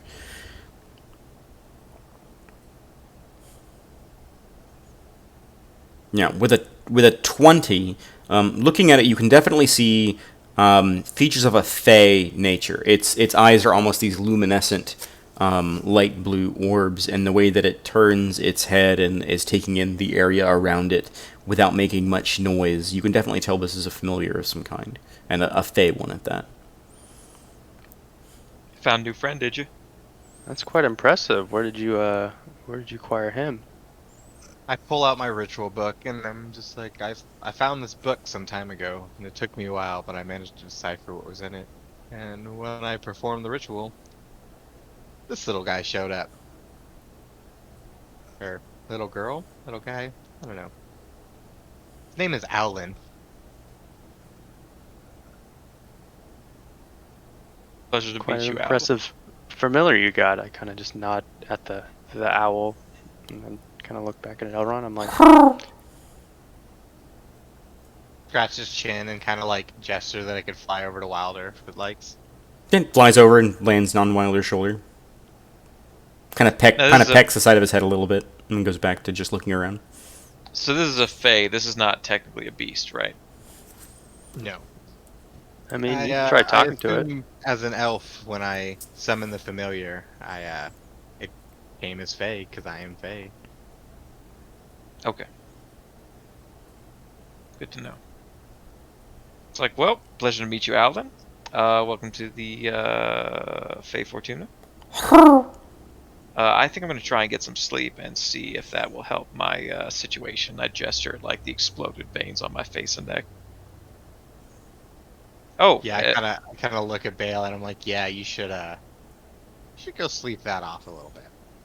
and as I'm walking toward the bedroom, I turn back to Elrond and say, "Oh, I got the bag. So if there's anything you need store that's rather cumbersome, or I'm happy to do that for you." And I think I'm actually gonna follow Bale, and like as he's going to sleep, just be like, "Don't mind me. I'm just gonna check something," and start performing the ritual to do detect magic on Bale. Cool. I'm gonna finish my beer and chug along for bed too. Detect magic takes. So as you step back inside, you see Elrond sitting at the table, kind of drawing these arcane runes along the table, trying to cast something else, a different spell what's in his book. when you finally lay down for bed, Wilder. Are you gonna be casting that all night? No, I understand it'll take about 10 minutes or so. It takes an hour Alright, and well- 10 minutes. Yeah, an hour and 10 minutes. Try and keep it down. We're gonna need some sleep. I thought the tech. I'm sorry. It is 10 minutes. Yeah, only 10 minutes. Yep. Sorry. It's a one regular cast. Find Familiar is an hour and 2 minutes because of the. Yeah, the tech magic only takes 10 minutes. So. Just roll over and just kind of snuggle into the bed. So as your two companions sleep, you finish casting your spell, and there's this kind of flash in your eyes for a moment, and you're unsure if it worked, kind of looking at the table in front of you. I guess that just means I don't detect any magic on Bale. Well, just in the table in front of you. As you turn and look towards Bale, you can see almost these like purple-ish lines that trace through his veins that are just shimmering faintly. And as you kind of turn your head towards Wilder, you can see that his mace is giving off almost this yellowish kind of like aura to it. Is Owlin just straight up glowing? No, there is a faint blue color to him, like a faint bluish shimmer that you can see, but it's very faint, as the magic has just taken place and is beginning to fade. He himself is not magical. He cannot be dispelled. Before it fully fades, can I peek out the door and see if this girl's parrot is giving off the same glow as Owlin? Sure. I believe detect magic lasts for 10 minutes. Yeah. You should say it in your spell description. You should, Yeah. yeah, just go ahead and cast the spell for me so I can see it. Yeah, it lasts up to 10 minutes. You can feel a part of like the kind of magical essence that you're drawing off of from within yourself kind of latching onto the spell. And as long as that like holds, you are maintaining the magic.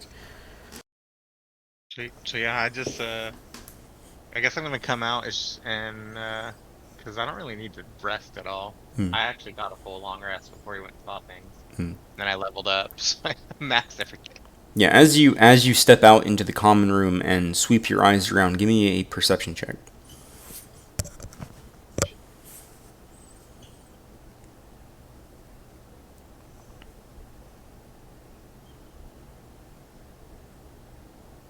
Okay. So you glance around the room looking for anything that appears odd. This new vision that you're experiencing, it's kind of hard to hold onto it because you have not casted a spell before. And while you look directly looking at the parrot, you do not see any visible magic there. But around the elven woman's neck, you can see that the necklace she bears has a almost greenish color to the aura of it. Okay. I'm gonna go up to the table to talk to the girl. I just imagine you're like, hey, I got a bird now too. Yeah. She turns her head and looks at you and sets down the small little like journal-like notebook that she had open on the table. Hello.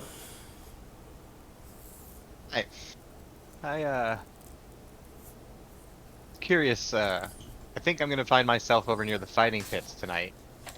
A friend of mine is gonna go participate, try to make some gold. I was wondering if there might be any jobs surrounding that I might be able to engage in during the event.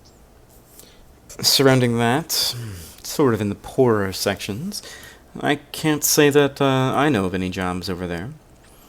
None of the rich folk in this town tend to go down and bet on the fights. No, they don't. They have their own means of entertainment in the nobles district. I have a few leads that you could front some coin to me for. How much gold are we talking? Depends on if you're planning on working alone or if you're planning on working with a group. Because if you're working alone, I have some low priority jobs that may make more coin than you give me. But if you have a group of skilled individuals, such as yourself, you might be able to make a little more. Would really depend on the job for my group. They're not the most thief-like or sneaky. But I have one companion that would probably be able to help me if it was a smaller group. Well, if you're interested, it'd be 10 gold for my information. But don't worry, I'll give you a sneak peek before you hand over the goods. There's a certain nobleman who likes to collect rare objects and has recently added a mystical weapon to his collection. He's sort of an Start rolling it between my fingers to show I'm interested. he's sort of an asshole, and the local friends of ours in the area, she switches into thieves' cant for the next part. Yeah. The local Carta does not appreciate dick-headed noblemen, and would appreciate and would go away to building a reputation for you and anyone who goes along with you to breaking into his estate. Now, I will be happy to give you a way to get to the estate and to let you know where the object is held, and that is where it will cost you 10 gold pieces.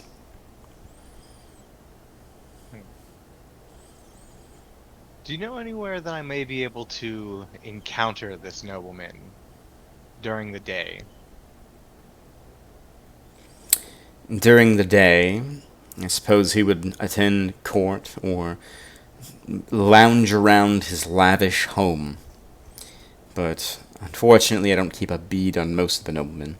I just know that he won't be home for a certain period in the next few days, which again comes with a cost. What was the nobleman's name, so I can write it down? She hasn't told you. Okay. Yep. I just flicked the platinum to her.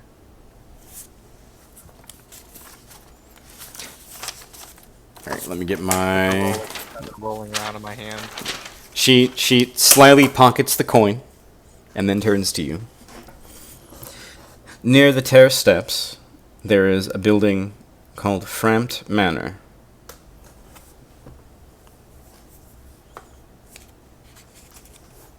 The nobleman there will be attending a gala tomorrow night. So he and his guardsmen won't be home, at least his personal guardsmen. The place will be guarded, but a few hands have greased the wheels, and I will see to it that the first floor has no guardsmen in it. Now, I make no guarantees for what protection he might have, but the object you're searching for is in his library, on the first floor. Should you get sticky fingers and decide to risk taking more than just the weapon itself, I would exercise caution doing so. This is not a job for one person. You might want to bring a couple of friends if you can. But if you're feeling risky and think you can do it alone, by all means.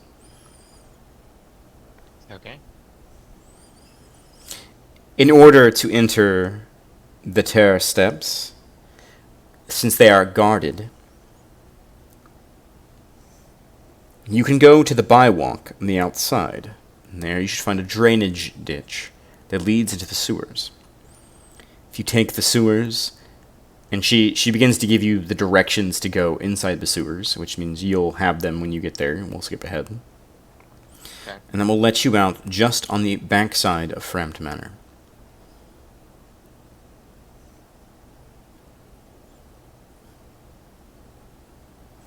And was that tonight that the gala is? Because we're still in like the middle of the day. Or is it Tomorrow night. Tomorrow. Tomorrow night, okay.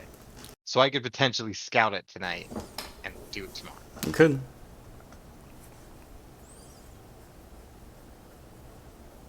Alright.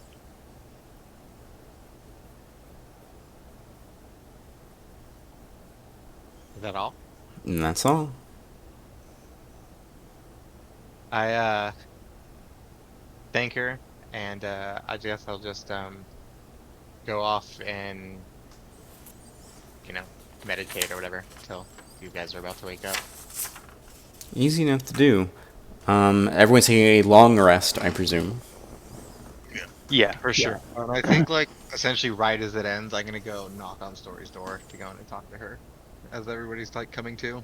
Sure. Yeah, the rest of your friends begin to stir and grab their things and get their stuff together for whatever they're planning on whatever they plan to do for this evening. I say, since I went to bed a little early, like you just like when you knock on my door, I'm just attuning to my new loot. Yeah. I just go in to talk to Story.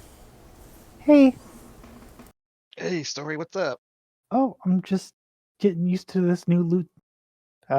Like I got like the other my classic loot strapped to my back. Like I'm thinking of sending this one home to my parents to keep it safe for me. Nice. Yeah, that new one looks very fancy. It's very Magical. fancy, but the other one has sentimental value, and I really don't want to lose it or sell it or anything. Yeah. Have you had it a long time? Yeah, honestly, it's one of the first presents I ever got from my parents. Nice. Your parents still back home? Yeah, they're still home. Like they're still in Maracue. They're looking after my youngest sister right now. Is that your only sibling? No, I've got an older brother and an older sister too. Yeah, big family. Yeah. Yeah. So I wanted to come bug you to see if you wanted to have a little fun tomorrow night. What kind of fun? Kind of fun that involves being very sneaky and not telling people what we're doing. Oh, And I I, kind of pull out the spyglass that I got in Bro's Den, and I said the kind of thing that gets you fun things like this. oh, wait, and I'm just gonna like look around the room, even though we're the only people here, and be like really hushed and be like, a robbery. Yes, Story. We're going to do a robbery. Um, Would you like to join? are we taking from like bad people? Like I don't want to go steal from like someone who needs their stuff. I don't know if he's necessarily evil, but he's a dickhead noble. Oh, um, I suppose like it wouldn't hurt. Well, it might hurt. This could be bad. But like, oh, yeah, if I say no, you're just gonna do it on yourself by yourself, aren't you? I don't want you to get caught or anything. Oh, I don't get caught. Insight check. Go ahead and roll insight. Should I counter with something? Yeah, you ever gotten make caught? make a charisma check for me.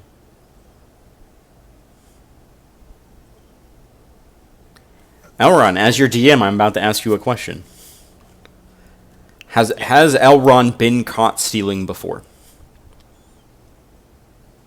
I don't think so. He's never been in jail. Yep. You feel he's pretty confident in his answer story. Okay. What do you need me for? Like I Job know like pretty this could get complicated. It's nice to have an extra set of eyes. Oh, I'm pretty good at that. And like, I'm very distracting, and I can talk to people good. It's at this point you notice he has an owl on his shoulder. Whoa, who's that? I say, oh yeah, I mind Elwyn to go fly over to Story. I'm like, this is Elwyn. With a quick beat of his He is, wings, he soars over and lands on your bedside, just kind of looking up at you. I'm gonna give him like scritches underneath like his beak. He will accept your scritches. And I pull out the ritual spell book too, and I say it's a spell I learned from this. I've had it for a while, but it took me some time to decipher what was in it. Oh my When I god, you do perform the magic ritual, too? this showed up. Little bit. Not as you, but I'm dabbling. I wonder what magic Bale can do. Because Wilder's magic too. I also I'm gonna cast Mage Hand, which is invisible, and go and like flick her hair and stuff, like poke her. Yeah, you can feel it, but as you look around, you don't see anything there.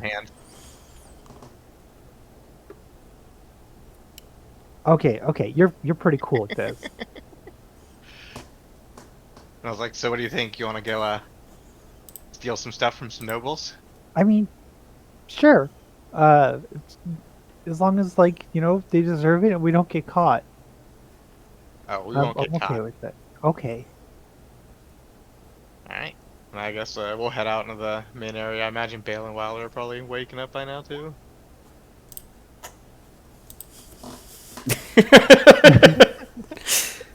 Yes. Right around now, as you guys would have stirred and gotten your equipment together and gotten ready for whatever this evening holds.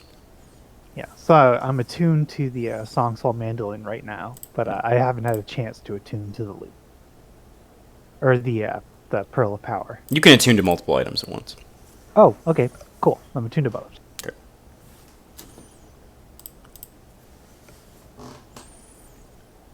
The day is yours. Well, the evening is yours, rather. What would you all like I'm to gonna do? go up and Our sleep schedule was fucked.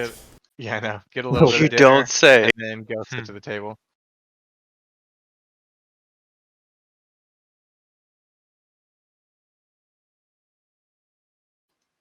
I am going to walk over to the bar and order a evening breakfast beer. Not a problem. I'll have that right down for you. Are you folks planning Beer? on... I can get you a beer as well. Are you folks planning on staying with us for longer than just the night? Yeah, probably. Quite possibly, yes. It should be another, I'll say 4 gold for both of the rooms for another night, 2 nights. How long are you guys staying? Probably 2 at the minimum at this point. All right, so I will fork over the gold for both rooms. It should be 8 gold for both rooms then. I'll do 4. You do 4. Okay. We still haven't changed out that big chest of money. Yeah, we gotta go change that down tonight probably. Are you guys gonna come over to the table afterwards? Oh yeah, for sure. So yeah, that's when they walk up. I'm gonna look at Bale and say, you heard anything about the fights in this town, like you were talking about? Oh yeah. Oh, before we do that, Avery, do I get my HP back after the long rest? Okay, cool. You get your max HP back as the veins have now faded from your arm and neck. All right. I'm at 47. Yeah. So I heard about the scrap house from Carla, and a couple of different places, and it sounds like that's the place to go if I'm looking to get into a pit fight. Like, well, it's getting pretty late now because of the thing. This might be a good thing to do. Go check that out. Maybe make a little gold. And then Sure, try to find sure. a job tomorrow. Yeah. Finding a job tomorrow also. Maybe not the worst idea to hit up the library at some point. Yeah, we do need to go to the library. Probably tomorrow morning when we start our day. All right, sure. I'm gonna go up and talk to the bartender. I'm in shock right now, just like pure shock that the two of them want to go to a library, like in disbelief, just like, is this happening? Is this really happening? Just like, just like paralyzed that they want to go to the library. Wilder's like, tomorrow morning's gonna be amazing. I'm just gonna start penning a note to my family, telling about my adventure so far. Sure, you can, if you want to make it, like, write an actual note, you can send it to me in DMs, and I will, whenever you send it, I will make a note of that. Yep. Something else I can do for you, friend? So I've heard about a slightly less reputable establishment than this fine one you keep here in town called the Scrap House. I'm familiar with the place. How would I go about getting there? You're asking a blind man how to see. Alright, well... If you go to the byway, towards the rock gate, a couple of alleys over, you should see a sign for it. You looking to fight over there? Yeah, most likely. We'll see what the competition looks like. Alright, well, make sure you pay the cleric good, because they might not pick you up after. Noted. Thank you, friend.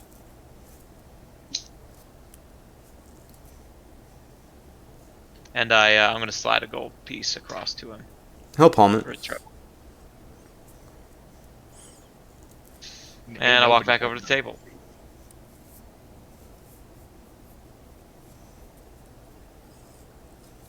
So, Story, you feeling better after your rest compared to how you were this morning?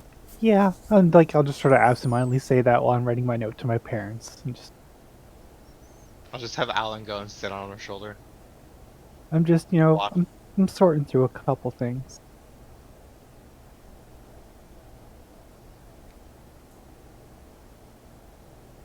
Kind of pointing at the owl. I'm like, so is he just like with us now, or you just Oh yeah, he'll keeping him always be around around. for your own benefit? He's basically gonna be permanent. He'll be here unless I let him get in danger and he gets killed, but then I can always just resummon him. But I'm sure he wouldn't be very happy with getting killed.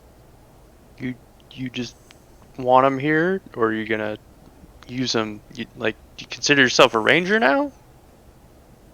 Oh, there's quite a few uses having a flying creature that I have a psychic connection with can bring. I kind of like flash my eyes and start looking through the owls and like make direct eye contact with Wilder. I And say like I so can look through his you eyes also. you watch as Elrond's eyes turn almost like a glassy white, and he puts one hand on the table to steady himself, and you watch as the owl's head snaps to you. I can still talk when I'm doing that too, right? I just can't Yeah, see. you just can't see. Yep.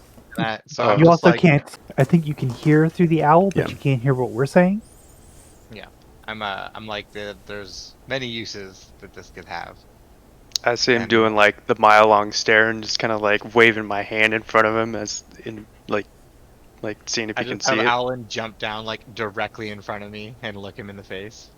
I reach over and just like poke Elrond in like the cheek. Like, Just reach stop across it. the table and poke him. Stop it. Stop. I'm still here. I'm just looking through the eyes of my damn owl. Cool.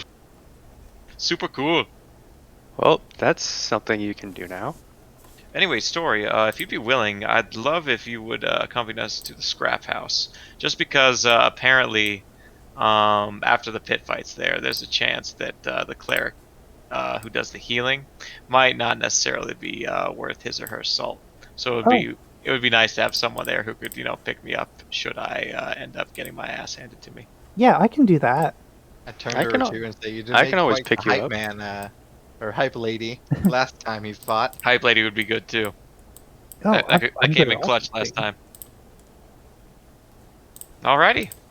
Well, unless you guys have any objection, I'd say as soon as you're done with your letter there, we can head over.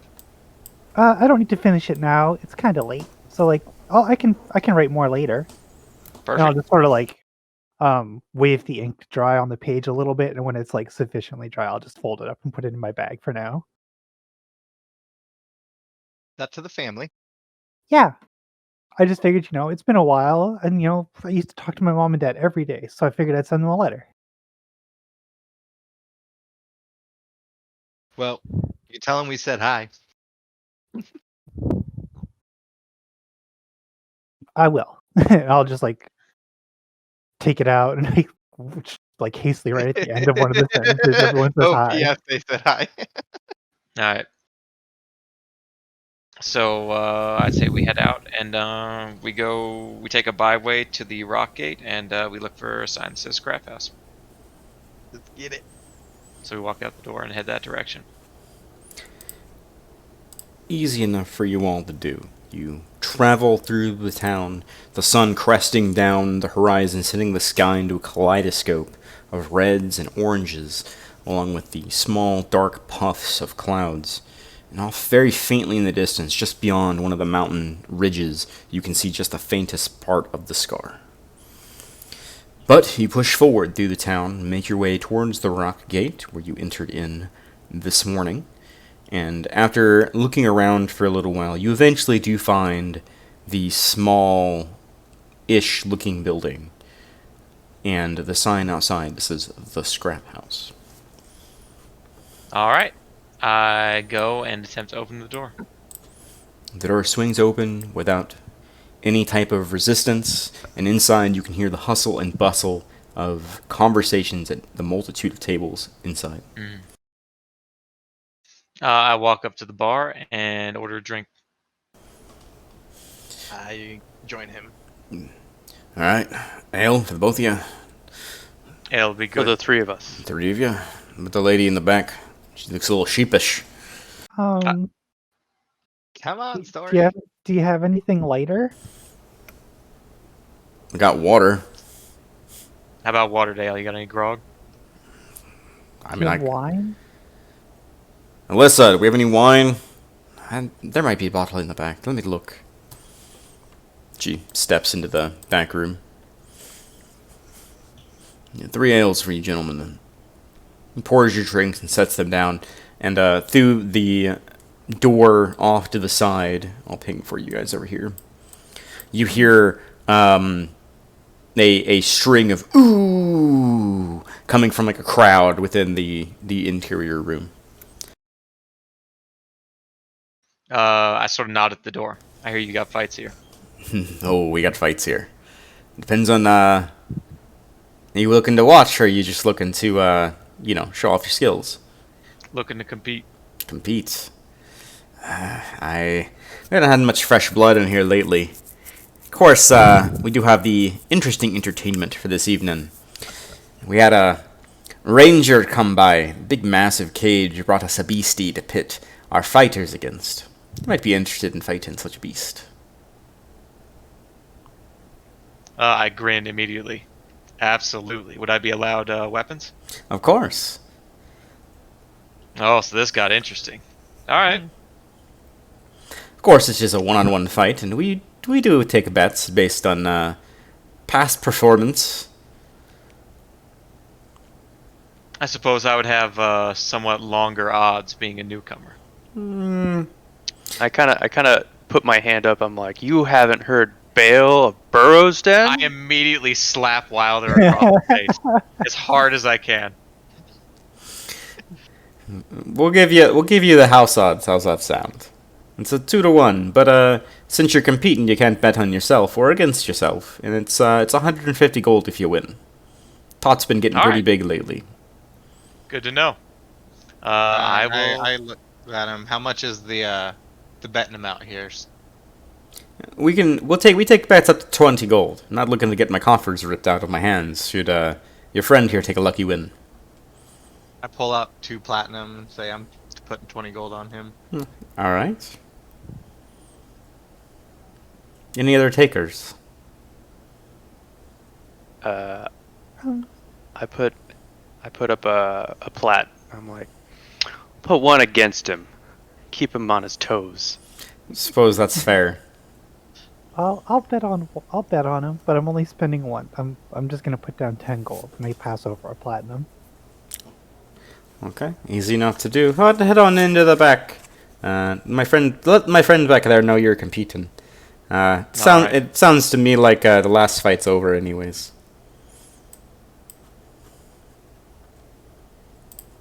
And I go to the door and I push it open.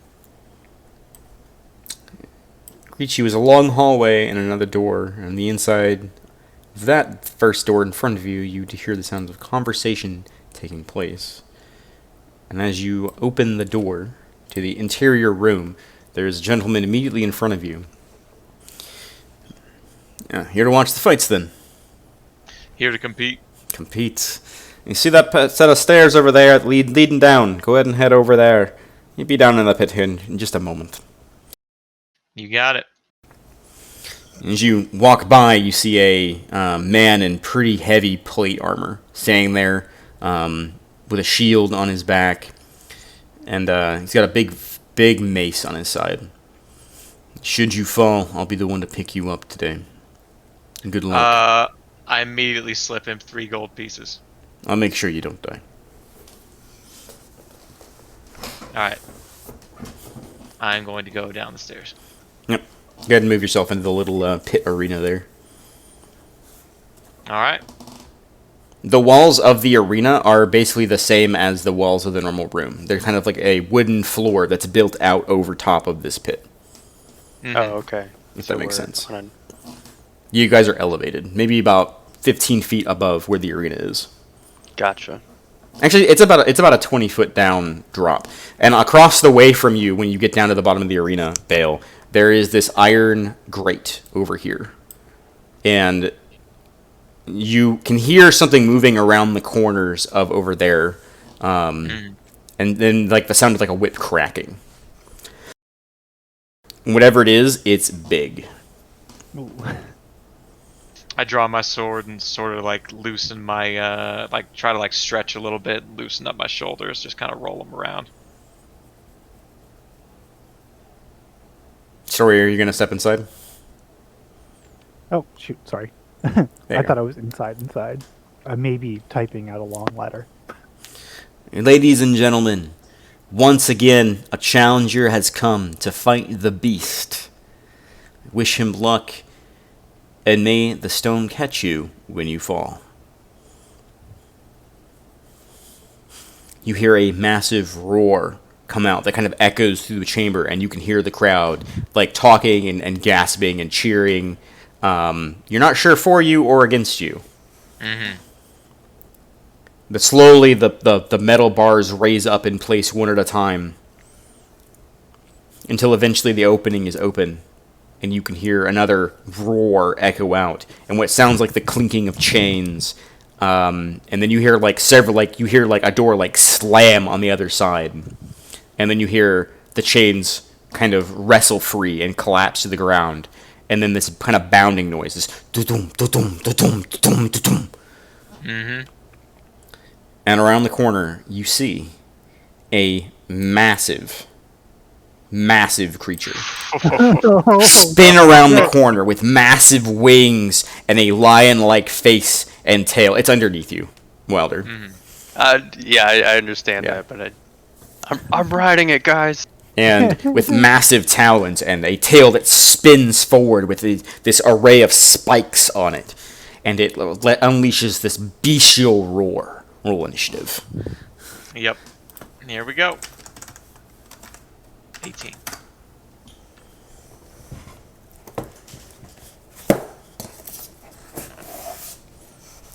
So Story, you can see this creature. I sure can. And you can roll an Arcana check to see if you know what this is. I definitely will. Holy cow! So it beat you on initiative, so it's gonna go first. Wow. So Okay. the creature. Can I get in on this initiative order just in case? Sure, go ahead and roll initiative. Can I as well? Sure. If you're planning on helping Bale in any way, shape, or form, you guys can roll initiative.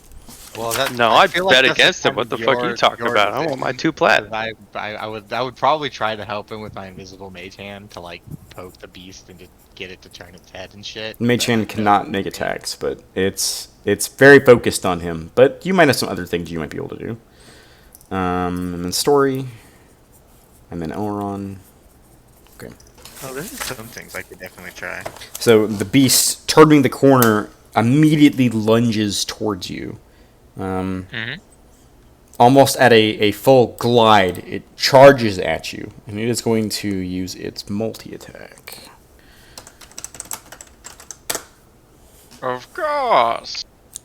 A 23 against armor class. I'm going to 20. cutting words the second one and be like, "Oh my god, it's so ugly." Sure, go ahead and roll your cutting words. Ooh. It's gonna have to be a good ass roll. You can't shield somebody else. Yeah, No. I know. It's just self. Mm-hmm. I believe so. Just D6. Mm-hmm. Nope. I was just making sure I didn't level up and get A better. 21 to hit. Definitely hits. Okay, luckily that was a claw that hit you, not the bite. Mm-hmm.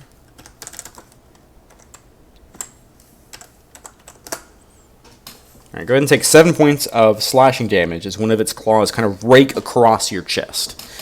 Okay. And that'll bring us to your turn, Bill. I'm gonna go ahead and enter a rage, and I am going to recklessly attack. Go for it. All right. With my greatsword. 25 for 10 points of damage. 10 points of damage. You score a pretty hefty blow into the beast's side. You watch as the blood oozes on the floor as your vision just kind of slowly turns red. All right, I think that'll be my turn. Okay. Story? I'm trying to be inconspicuous still, so I'm just sort of hanging back and cheering a little bit and being like, "Go! You can get him! Fuck him up!" No inspiration yet, though. Okay. I'm just sort of setting the tone that I'm constantly cheering. Yeah, got you. Alright, and that will bring us to Elron. Can I tell what this beast smells like? Can I? Is it smell? I would say you're probably too far away to really, like, smell it. I move as close as I can. Like, it's still, like, 20 feet down from you. It only comes about... no matter how close you get, you're going to be at least 15 feet away. Damn. Closest thing you probably smell is all the alcohol. I'm also sorry, with your Arcana roll, you do not know what this is. Yeah. I was gonna try to make Belle smell exactly like the creature to confuse it. But I guess not. So, go by my turn. Alright, and on its turn, it is going to move around Bale, and it is then going to multi-attack again. Holy shit. Alright, what is your armor class? 17. Okay, so that is a miss, a hit, and a hit. Mm-hmm. So go ahead and take 12 points of damage, reduced to 6 because you're raging. Yep. And that's going to end its turn. Okay. I'm still raging, so I'm going to go ahead and hit it with my greatsword. Oh, sorry, hold on. Oh, yeah. You reckless Yeah. attacked. Mm-hmm.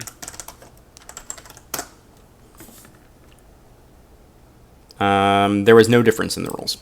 Yep. Alright. I'm going to attack again, recklessly. 24 for 12 points of damage. Another good solid strike. The beast roars out, and the crowd cheers. And again, you're unsure if for you or against you. But still, the cheer of the crowd helps kind of invigorate you. Sorry. Okay. How hurt are you feeling? Like, I'm doing fine right now. okay. Also, it's a one-on-one fight, so they might look unkindly on you healing me mid-fight. I just need to be sneaky about it. That's But There is a visible effect between you and him with the healing word. ooh, Mhm. I have to be extremely sneaky for that. If you wanted to start like an inspiring chant of some kind, though. I was gonna say I could. I'm thinking of going and I'm just gonna give you more inspiration and be like, oh geez, what do I say? Try not to die! That's what I'm shouting at him. This thing's smelly and ugly, and it doesn't deserve to live. Fuck him up. I'm gonna give you a bardic inspiration. Do you feel inspired? Absolutely. Okay. Elron? You can just skip me for now. Okay. Bale? Can- Sorry, it'd be... Yeah, what would you like to do, Wilder? I was just gonna ask, do I know what this creature is? Give me an Arcana check.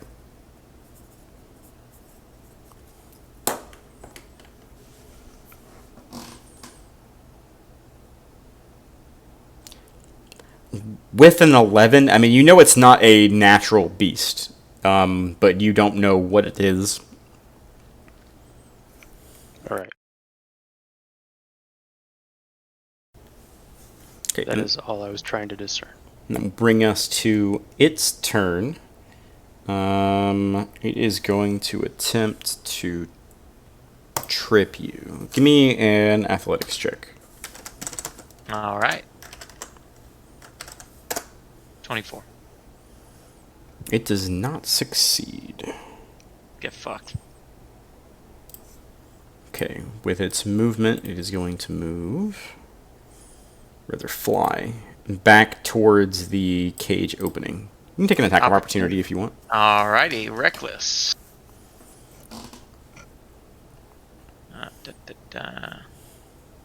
18 for 15 points of damage. Another solid hit. Let's go. Now bring us to your turn, Bill.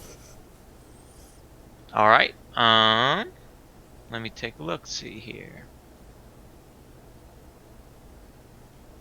Okay, so I cannot get over to him right now, right? So I am going to... Don't you have a crossbow? Oh yeah, javelins. Fuck, thank you, sir. I'm gonna throw a javelin at him. Go for it. Can I do that recklessly, or is that just melee? Let me go ahead and link. On First melee weapon attack. attacks. Doing so good on melee weapon attacks. Okay, Yeah. so I'm not going to do that recklessly. I'm just going to throw a javelin at him. 24 for 7 points of damage. That's pretty good. Another solid blow. It's starting to look pretty hurt. You're doing a lot of damage to it. And I'm going to use my movement to take a step back, sort of, into the shadows. There we go. It's gonna go, and it's going to whip its tail forward Rip. and fire off 3 tail spikes. How well is line of sight in these under areas for us on top? Ooh. You can still see them, depending on your angle. You can still see the Manticore. And you can also see Bale. Wilder can't see Yeah. the Manticore. No, I can't see the manticore. You guys can move around the arena, by the way, with your movement. On our- 19, 19, 17. I'll hit. Shit.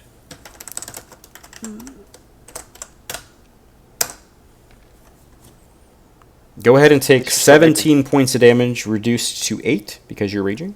Mm-hmm. So that's... Okay. Okay. And it is going to hold its ground. Bale. God damn it. I fucked up. Okay. I'm going to go 1, 2, 3, 4, 5, 6. I'm going to throw another javelin. Go for it. Come on, dice. 16 for 12. You have inspiration. I think I'm good. The 16 does hit. That was really good damage roll on the... Yeah, it was pretty solid. Alright, and that will bring us to Story. Okay, I'm just gonna move around so I'm in line of sight to make sure like I can get a clear line of sight on the whatever this is. And I think that's all for now. I don't have anything else I can do currently. Okay, it'll bring us to Elrond. I'm gonna move over here.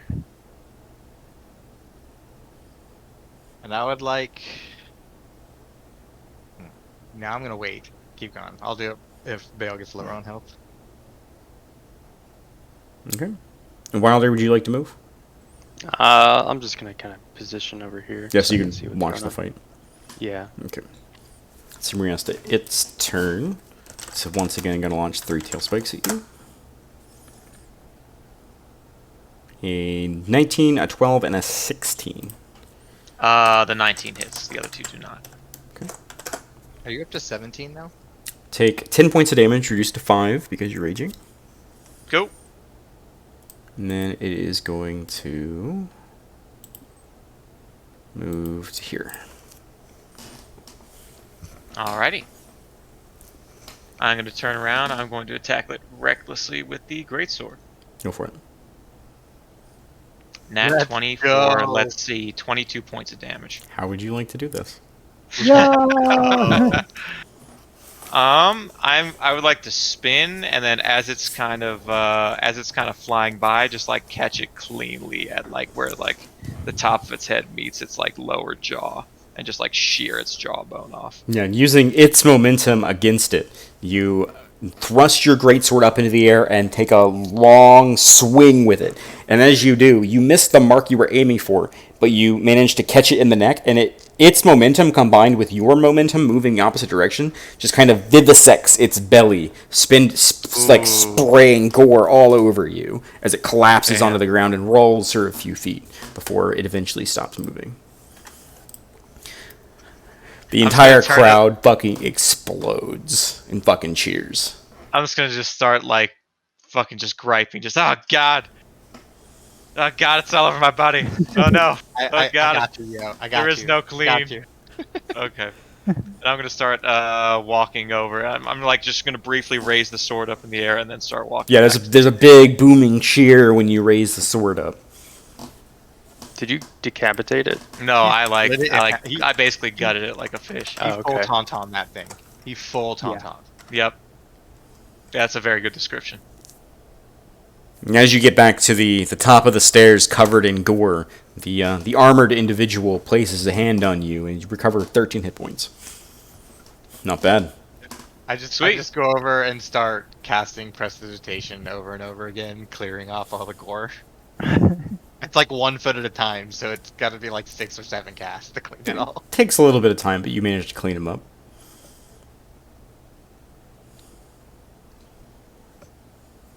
All right.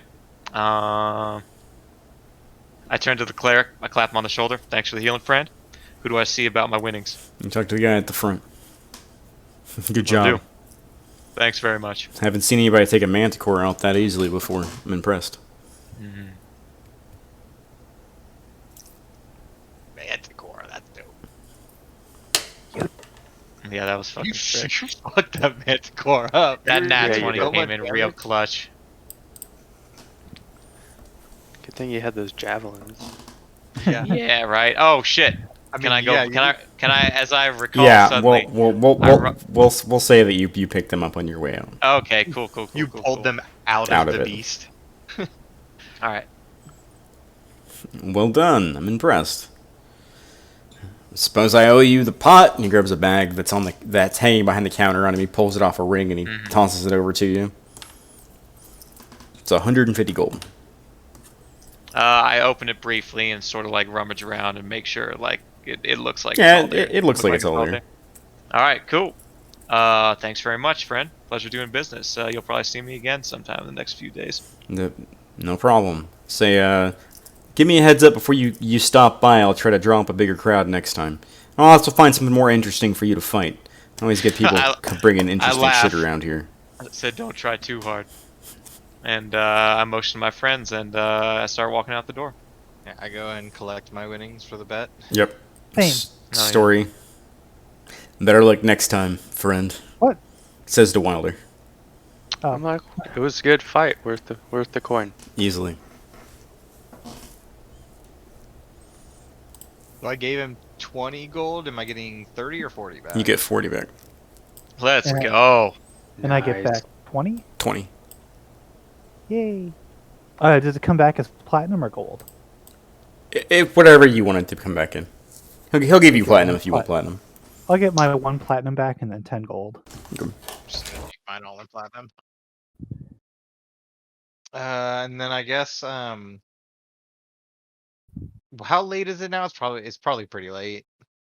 It's fairly late in the evening. Would stores still be open, or is it too late for that? Looking around as you all start to make your way back towards the I just wanted to go try to exchange that chest before everything closed, if it was possible. Are you just looking to change it out into smaller denominations? Yeah. Yeah, I'm assuming there's some kind of place that I might be able to like hawk the 4 like trinkets that were in it, and then like get it all broken down into like a set amount of gold instead of 1,000,000 copper and silver. Yeah, because we still haven't split that up. It's still like all just in the chest. We can always, especially if we want to wait till morning, we always just toss it in the bag of holding till then. Yeah, we could. But it's entirely up to you guys. I'll say in the Tri-Peak there's a cart that's still open. Like most of the places are starting to close, but there's a place that's still open that will change the gold out for you. Yeah. Would we get a little bit more for giving him the like random trinkets and shit? Story wants the mirror, but essentially everything else we probably just swap out. He for won't. He Just won't. a He money won't. changer He's if just a you money wanna buy changer. He's stuff. not buying stuff. Okay, cool. That's still super useful. So, who wants to do the math to make this gold that we can? Yeah, how much exact? What were the exact figures? I'll write him in chat again, and then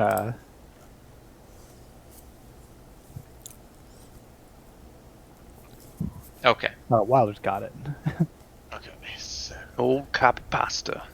it's 10 silver per copper, right? Yeah, Yeah, it's 10, 10. 10, 10. Yep. Okay, so let's. It's essentially 35, So it's 38 gold plus the 119 already. So it's roughly like 157? 157 gold. It's 187.16 gold. So that's what 187 gold and like 1 silver and 6 copper. Yep. So that divided by 4.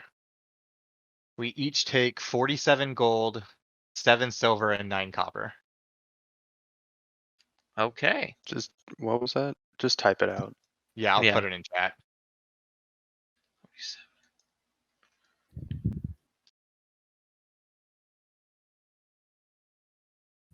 But the money changer guy cons you into buying a cinnamon roll from the stall next to him. So go ahead and mark off a silver piece. I mean, I'm down. I like cinnamon rolls. It's pretty good. It's not like great, but it's pretty good. So we still have a copper chalice, 3 lockets, in the hand mirror. Mm-hmm. So I also have. take I that think. from the hospital. Avery, did you say those the cult amulets were made of silver? Yeah, the actual like amulet part will appear to be made out of silver. And Okay. I took one of the arcane focuses, but didn't we get like 3 or 4 of them? Oh, I did not. I got an extra 2 because I remember I like cut open all their clothes and their boots and shit, and I found more shit. So yeah, I need one of those. I gave you, I'll give you the one that I picked up when we fought that dude. Cool. So you can have that arcane focus. Is that all the bookkeeping you need to do? Guess we could just like sleep till daytime, go hawk stuff, run to the library, try to find a job, Yeah. see if we can hear from that Duke. Yeah. Oh yeah. We should probably stop by the guardhouse at some point tomorrow. Cool. Because we gave her the letter yesterday before we went out to the cultists. Yep. Or the day, however the time worked out, yeah. No, it was the night that we went and dealt with the cultists. Well, we gave it to her that night, and then we slept, and then woke up early that morning to deal with the cultists. And that was yesterday, so... Or yeah, that was today. It's literally just been like, it's been a day about since we gave it Yep. to her. She Cool. might be back at the bar. She did drink at this place, so if we see her, we could talk to her before we just like sleep for till daytime. Yeah, I'll probably stay up until like maybe midnight and see if she enters the bar at all. As you all enter into the golden glow, you do see her sitting at the bar when you all come back in. That one's her. Yeah. Alright. Yeah, Dale, you probably had the most interaction with her, so. I did not give her the letter. I think I was gave in her the letter bath. with Yeah, it was story. Wilder. Oh, story?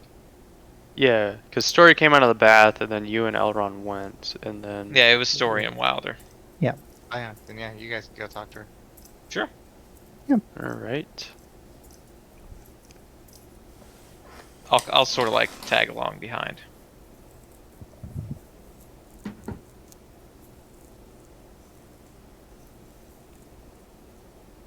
So they 1 second. do that. I'm gonna go like for a walk. Sure.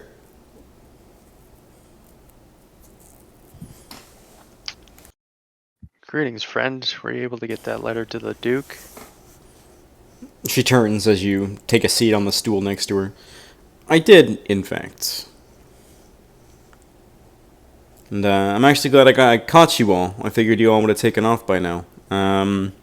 Yeah, he said that he would be sending forces over there in the next few days, as soon as he can muster up enough men. Well, Oh, that's fantastic to hear. He'll need a few dozen at least. The No. place was surrounded by skeletons. I believe the regiment he's planning on sending is about 45, so I think a few dozen is covered. Beautiful, and like I just like heave a huge sigh of relief, and I reach out and just like pat her hand. Thank you for taking care of this for us. It's no problem. It's my pleasure. If there's anything you ever need, we are at your disposal. Well, At least while we're in town. I do need some security for the gala that's being held in Lord Highwall's mansion later tomorrow night. I'd be happy to lend my aid. Well, I know we're a little rough around the edges, but I'm more than happy to fill in. Are they fine with us wearing this, or do we have to I'll change have to be more appropriate? I'll have some uniforms set aside if you're interested. I'll polish up my my half plate beforehand, and I'd be happy to throw a tabard or something over it. No, as long as you don't mind wearing a cloak that signifies your position there. It's a pretty easy gig. It pays pretty well. I think I could probably get them to pay maybe 20 gold apiece. Lovely. Yeah, It's, that sounds fantastic. it's pretty easy work. You just stand there and look tough. I say that seems like more of a YouTube kind of job. I don't know if I look very tough. Story. I'm like, you're pretty tough. Yeah, like I am tough, but I don't look tough. I've seen you whack things with that great sword. Very Oh, intimidating. It's a long Or sword. long and sword, yeah, my I've bad. missed Light every long sword. time. More like an okay sword. Yeah, I don't know if Sora's actually landed a hit. I've with it. never landed a hit with it. Hey, Wilder, as a question, what is your passive insight? Like add passive 10 to insight. whatever would normally be the roll. 12. Okay. Not that high. Alright, I made a note. No. Okay.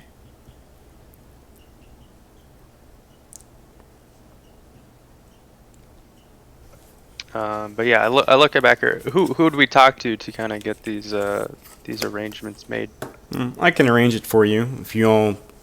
I assume you all know where the main guard tower is. If you all want to meet me there tomorrow night, come just as the sun starts to set, and we'll get you guys dressed and ready to go.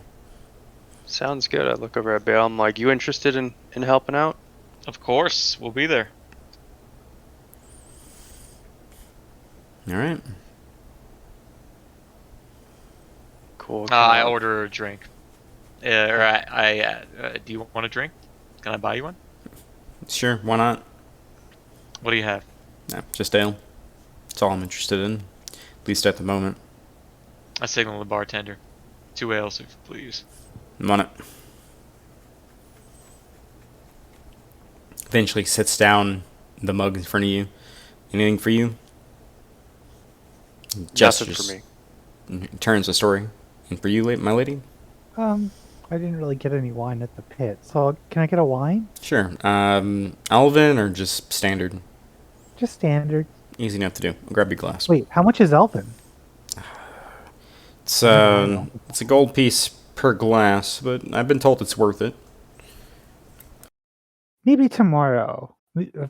We'll see. Yeah, just the standard. And then Standard for tonight. I'll comp you because you guys are still staying with us for a little while longer. Oh, thank you. It provides your drinks, and you all make some idle chit-chat for a little while. Elron, any place in particular that you are headed to?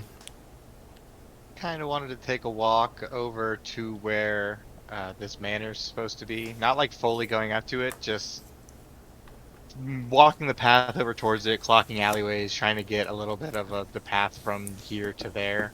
Well, we And- couldn't. So you wander along the low road until you reach the terrace steps, which is gated off, and there are 2 guardsmen standing there in more regal armor than the city guards you're used to seeing. Okay.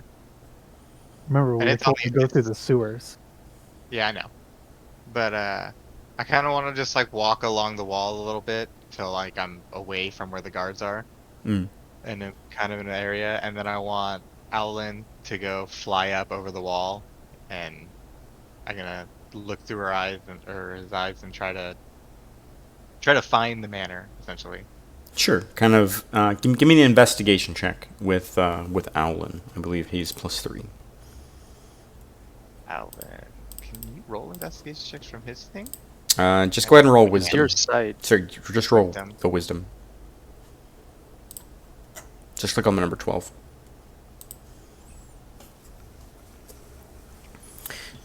It takes a good chunk of time, but you eventually think you have identified the correct manner. And as you kind of swoop him over, you notice numerous windows with lights moving all around on the inside. It's kind of like at the edge of the range of the spell because it's more than 100 feet away. So you basically tell him go ahead and scout out this house, and then he gets back within range, and you're like, okay, scout out the next house. But eventually you find the one. So you can't directly command him from here. He does do a good flyby of the houses, and you do see numerous windows that lead to the interior. You see some guardsmen patrolling the outside gardens. And he even flies close enough to one of the windows where you can see several servants making a bed on the inside. And eventually he flies back within range. And then I'd like to just walk around the wall until I locate where the sewer entrance was, just so I note it, and then head back to the end.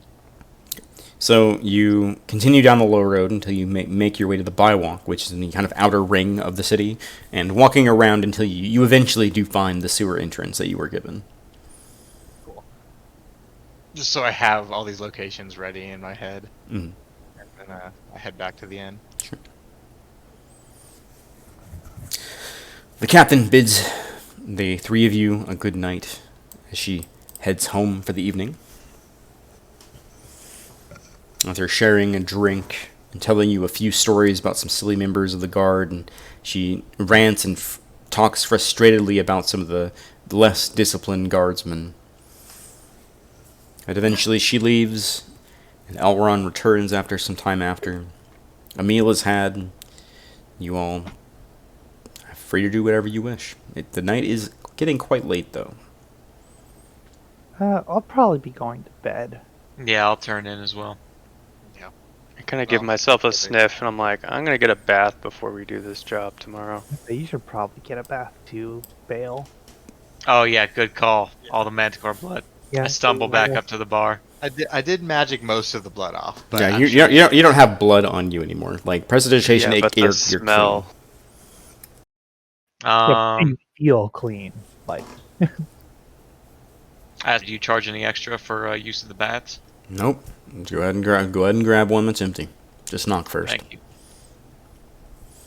I'll go. I Do go. the same. And then I'll go trance till daytime. Anyone else planning on doing anything else this evening? I'm No, just it's gonna pretty finish late. writing my letter. Okay. So, baths are had. You all retire to your rooms for the evening, and sleep comes to you eventually, not being incredibly tired, but sleep does find you after some time. Eventually, the early morning light peeks in through your windows and stirs you from your slumber. It is a new day, and it is yours. What would you all like to do? Okay, so I think we should spend a little time at the library today, and I want to mail my letter. Yeah, we'll need to go hawk a couple of those trinkets, go to the library, and yeah, there's not much else we can do until the evening when you guys go to your job. And we'll be here, doing nothing. Oh, one thing I would like to do is, if I could, Can you make take a two- deception check for me, Story? God damn it. Kind of give her a sideways look when she's just like, Yeah, give me an insight check.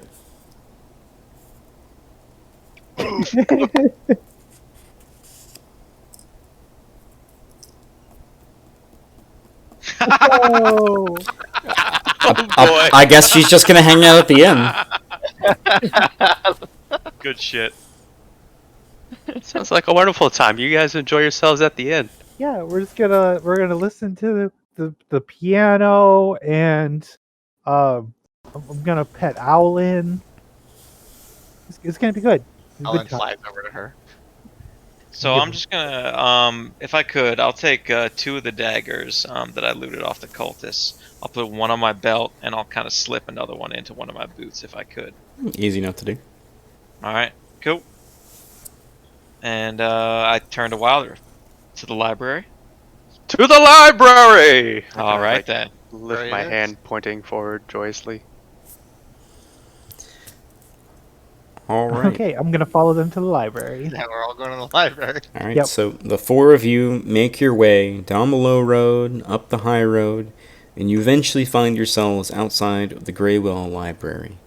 Opening the doors and stepping inside, the smell of ancient tomes and books and scrolls fills your nostrils, as well as a almost sense of reverence for the stiff quiet in the area. The small gnomish man sitting behind the counter looks to be in his older years, and he sets down a pair of spectacles and looks up at you all and gives you a small wave before picking his spectacles back up, kind of straighten them on his face. How can I help you folks today? I guess Wilder, I'll would go. you like to go first? No, after you guys. I guess- was looking for any sort of information, general information on the Shadowfell and the beasts and creatures that live there. I don't know about the beasts and the creatures that live there. You'd probably be looking for a more specialized bestiary, which unfortunately I don't have access to. I do have a small book about the theories and the information about the other planes that might be of use to you. He stands up and he walks around and he picks up a book off of a table and slides it back onto the shelf, and eventually he produces a book for you, sets it down on the table, and he opens it up to the chapter on the Shadowfell. And he hands that to you. All right. Is anyone Um, else looking for something? Do you guys on the Sundering?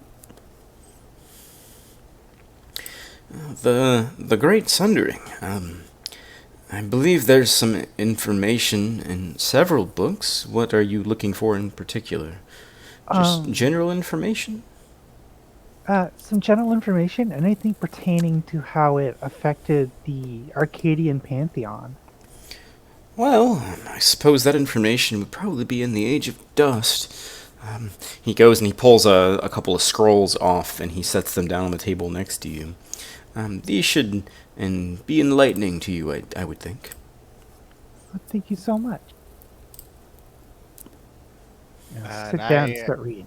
Go up and ask if you have any books about the goddess Elune of the moon. Well, I do in fact have several relate to the gods in general. Are you looking for just cursory information or something specific? Yeah, it's general information about her pantheon, her followers, what she looks for, her deal is, basically in general. He reaches behind. He goes back up to the counter and he pulls a book out from a stack that it looks like he was thumbing through. This is the general information we have on the Arcadian pantheon. This is the information that you could find at most temples, to most of the gods. It should hold some information you're looking for. Thank you very much. I go sit down and start reading.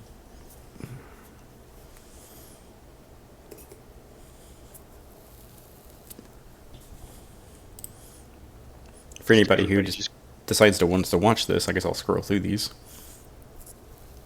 just like everybody's just doing research right now. Yep. Straight up. Just full bookkeeping mode right now. Like My book's super knowledge interesting. drop time. I'm just in wonder as like everybody's sitting down and just like, oh my god, they're. It's like seeing a unicorn. Bale like beckons you over, like, what's this word? Yeah, like every once in a while, I'm just Sound like, it out. how do you pronounce this? Sound it out. I'll say it in Draconic for him. Recognizable. Very good. What that mean?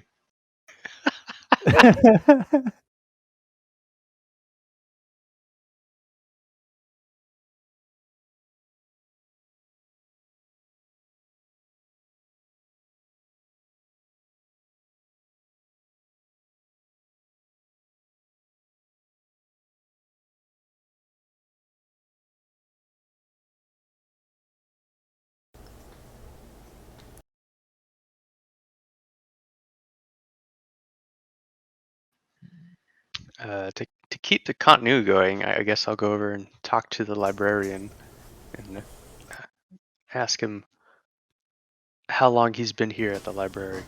Me? I've been working here for about 50 years at this point. It's been a quiet solace, but most people respect the Greywell Library. It's a very wonderful library you do have here. Most of the books are for scholars and people who are interested in furthering their education or learning different trades. It's very rare I get individuals as curious as you or your friends. Well, I appreciate your great work, as well as your great duty to catalog where you've stored these. Well, the city mainly pays for the library itself, so I'm well compensated for the work I put in. It's a shame nowadays most young people aren't as interested in stopping by and getting more information about what's going on in the world around us. I know, right? Have you perchance had any visitors from Fellflame? See if they have any to-dos about the library work? I tend not to pry too much into the individuals that stop by. Anyone is welcome to come in and peruse, and I try not to ask too many questions. I've had some dwarven fellows come through in the past few months.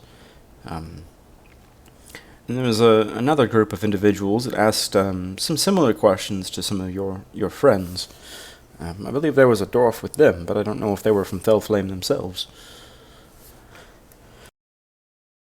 At this point, I'm just going to interrupt and say, is this all the information you have on the Sundering?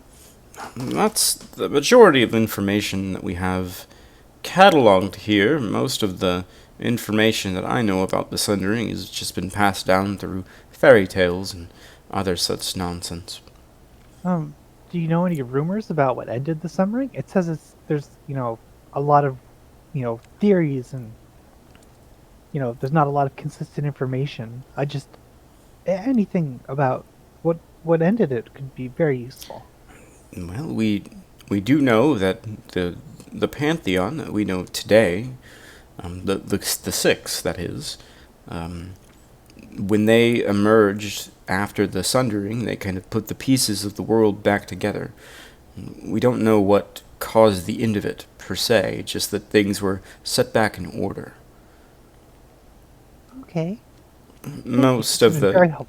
the stories are just conjecture, you see. I'm gonna carefully close the book and hand it back to him. Thank you. And kind of puts it back on the shelf where he got it. I return my book as well and thank him. Not a problem.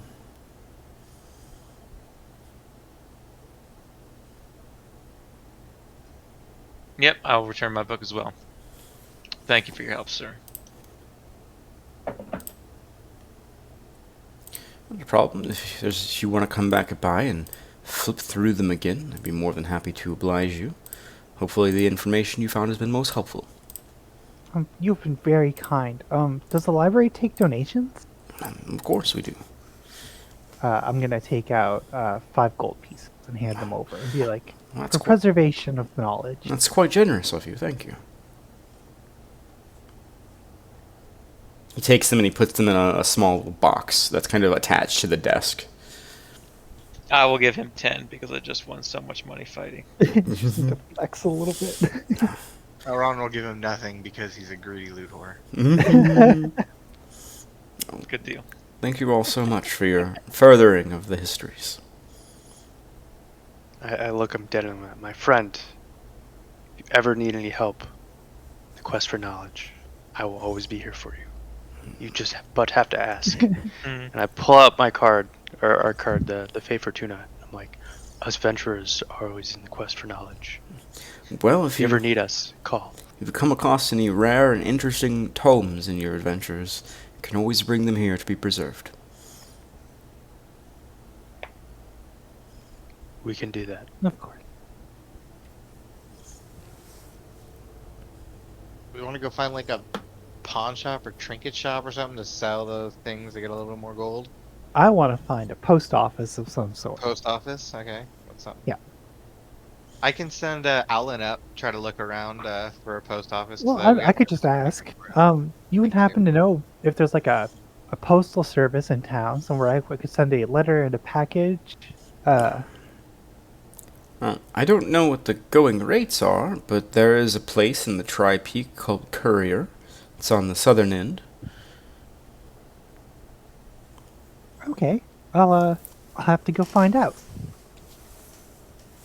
Thank you so much. Not a problem. And if you're looking to sell things, there is a small shop that will buy and sells all sorts of knickknacks and other assorted objects, also in the Tri-Peak. And what is that place called? I don't go there very often. I believe it is the mayor or something along those lines. It's right next to the courier place. Is that Bits and Pieces? Ah, Bits and Pieces. That was it. Alright, I guess we're all heading to the Tri-Peaks. Before we leave, I kind of motion over to the librarian. I'm like, sir, I've been told that there was some interesting happenings with giants here a couple years, long years ago, and I was hinted at that I probably wouldn't be able to find much information here. But do you happen to know where I'd be able to find a good source of information on giants around these parts? Giants themselves, I don't know how much information you could get. I do know a little bit about the war that transpired, depending on what information you need to know. It was before my time, but I'm happy to let you know what information I've dug up. Kind of pull up my giant's mace. I'm like, I'm just trying to learn a bit more about this. It's sort of an... If it recognizes anything. I can't say that I recognize the weapon of that sort. I'm not really a fighter so much myself. But the war that happened between Chorl and the Giants, well, there used to be a large keep from the Frost Giants to the north. They assaulted the town of Chorl, and the town managed to hold them at bay long enough to kind of cripple their forces, and the information that I've been told is that it essentially came down to a climactic battle where the people of the town of Chorl kind of marched into the stronghold and slay the king of the Frost Giants. It still remains there in ruins, as far as I know, but I don't know what other information. Where exactly was this ruins? To the north? They're fairly far to the north. I don't happen to have any maps on me. I happen to have a map on me. I bring out the map of Frostfell, present it in front of him. Do you happen to recognize it over here? Yeah, if you look right here on your map, and he points towards the small bit of ruins that are to the east of the Cursed Forest. I believe that is where the Frost Giant stronghold resided. Got it. Okay. Thank you, my friend.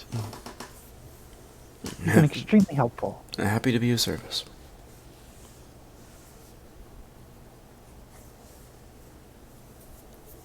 Right. We make our way out.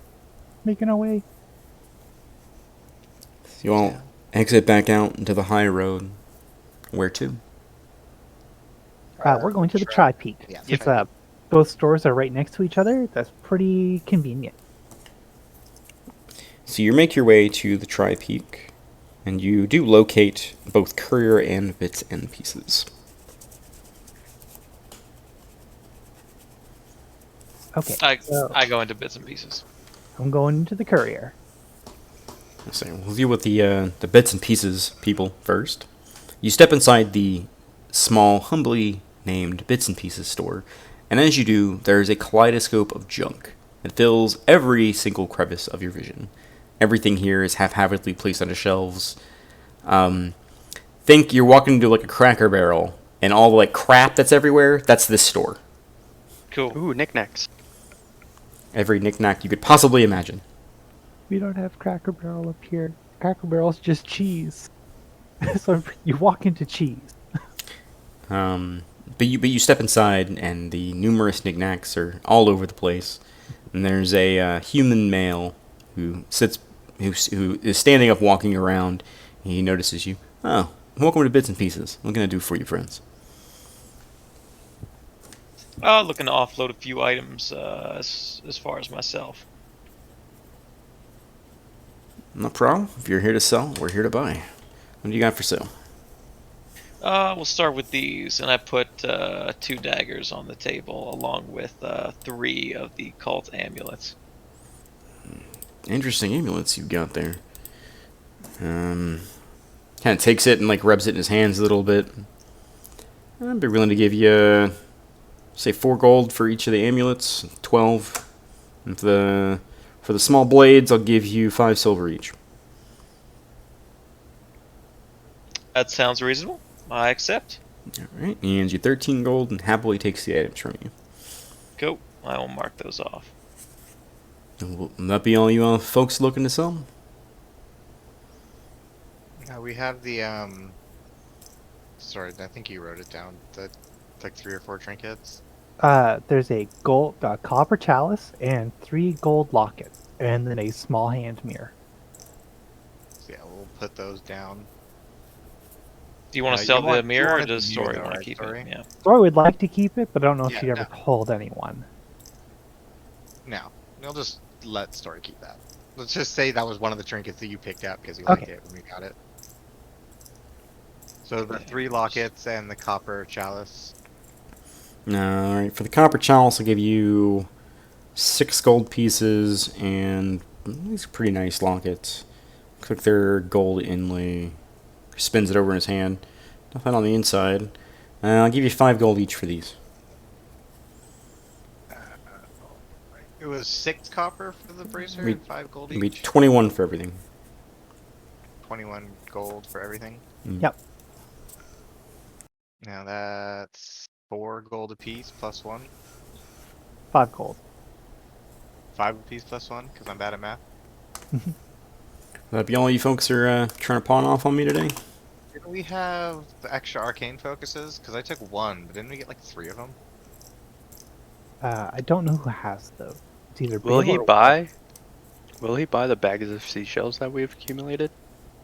I've got my bag. You can't have it. I made a random ass necklace. I wanted to get it enchanted, and then they were like, "You can't do that."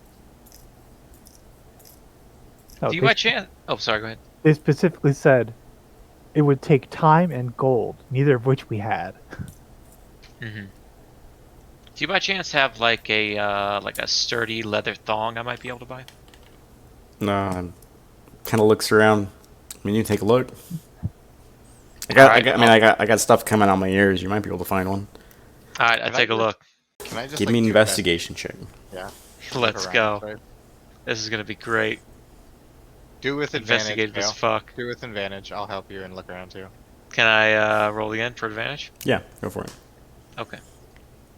Hey, nat 20. As you rummage through the piles of stuff in the bottom of a bucket, sitting up on the 3rd shelf up, you pull out a sturdy leather thong. All right. It's a little moist. Oh God, no! I meant like like a leather cord. No, Yeah, no, no. I'm yeah, it's Oh my a God. little moist because it's been in the bottom Okay. of a bucket. Okay, cool. I take it. I put it on the counter. And do you by chance know whether or not you have any items that would offer some manner of like magical protection against hostile spells? We tend to run into that sort of thing more often than I would like. Most of the junk in here is just junk. Random knickknacks people wanted to either put on their shelves or maybe they come through here looking for a good bargain. That'll be 3 silver pieces, by the way, for that. All right, I'll pay 3 silver. I mean, if there's anything magic in here, I mean, I don't know about it. But then again, I don't know about half the crap in here. Elron, do you want to do your detecting thing? Detect some magic? I mean, it takes 10 minutes. We got time. Do you guys want to just like look around for 10 minutes and shop? I guess. Yeah, Dude, we we don't could gotta get- be we- in your job till later tonight. Bro, we could get a Yeah, crazy yeah. good deal on something he doesn't know about. And you guys are just gonna spend your time at the inn. Exactly. Exactly. Avery, what time is it right now, by the way? Sorry, sir. It's about midday. Okay, perfect. Oops, that's the wrong spell. Okay, so Elrond, you kind of dash behind some shelves and sit and concentrate and kind of draw the runes in the air in front of you. After about 10 minutes, finally your eyes light up and you begin to scan the room. Give me an investigation check with advantage.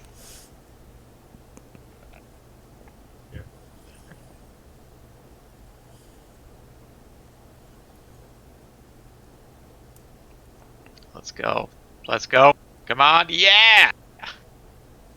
As you kind of scan around the room, the items that Wilder is carrying on his person, whether it be like the drift globe that's attached to like on his hip, or his mace, keeps catching your attention. But you kind of push that away and begin to kind of move around the shelves, and eventually, like in the back corner, like buried under shit, you can see like a faint reddish aura. I'm gonna go dig around and try to find it. Now, it takes you a couple of minutes, but you eventually dig out a whip that's kind of coiled around itself. Can I like check it out? See if I can figure out anything about it with detect magic? Sure. Taking the time to kind of concentrating on the aura, you feel like it has a faint bit of enchantment magic on it. I'm gonna take it up the counter and be like, what do you want for this random whip I found? I don't know. love this. It's pretty finely made. It's like 15 gold. Oh, no, I mean if it was buried under a bunch of stuff and it's a little scuffed, how about 10 gold? 13.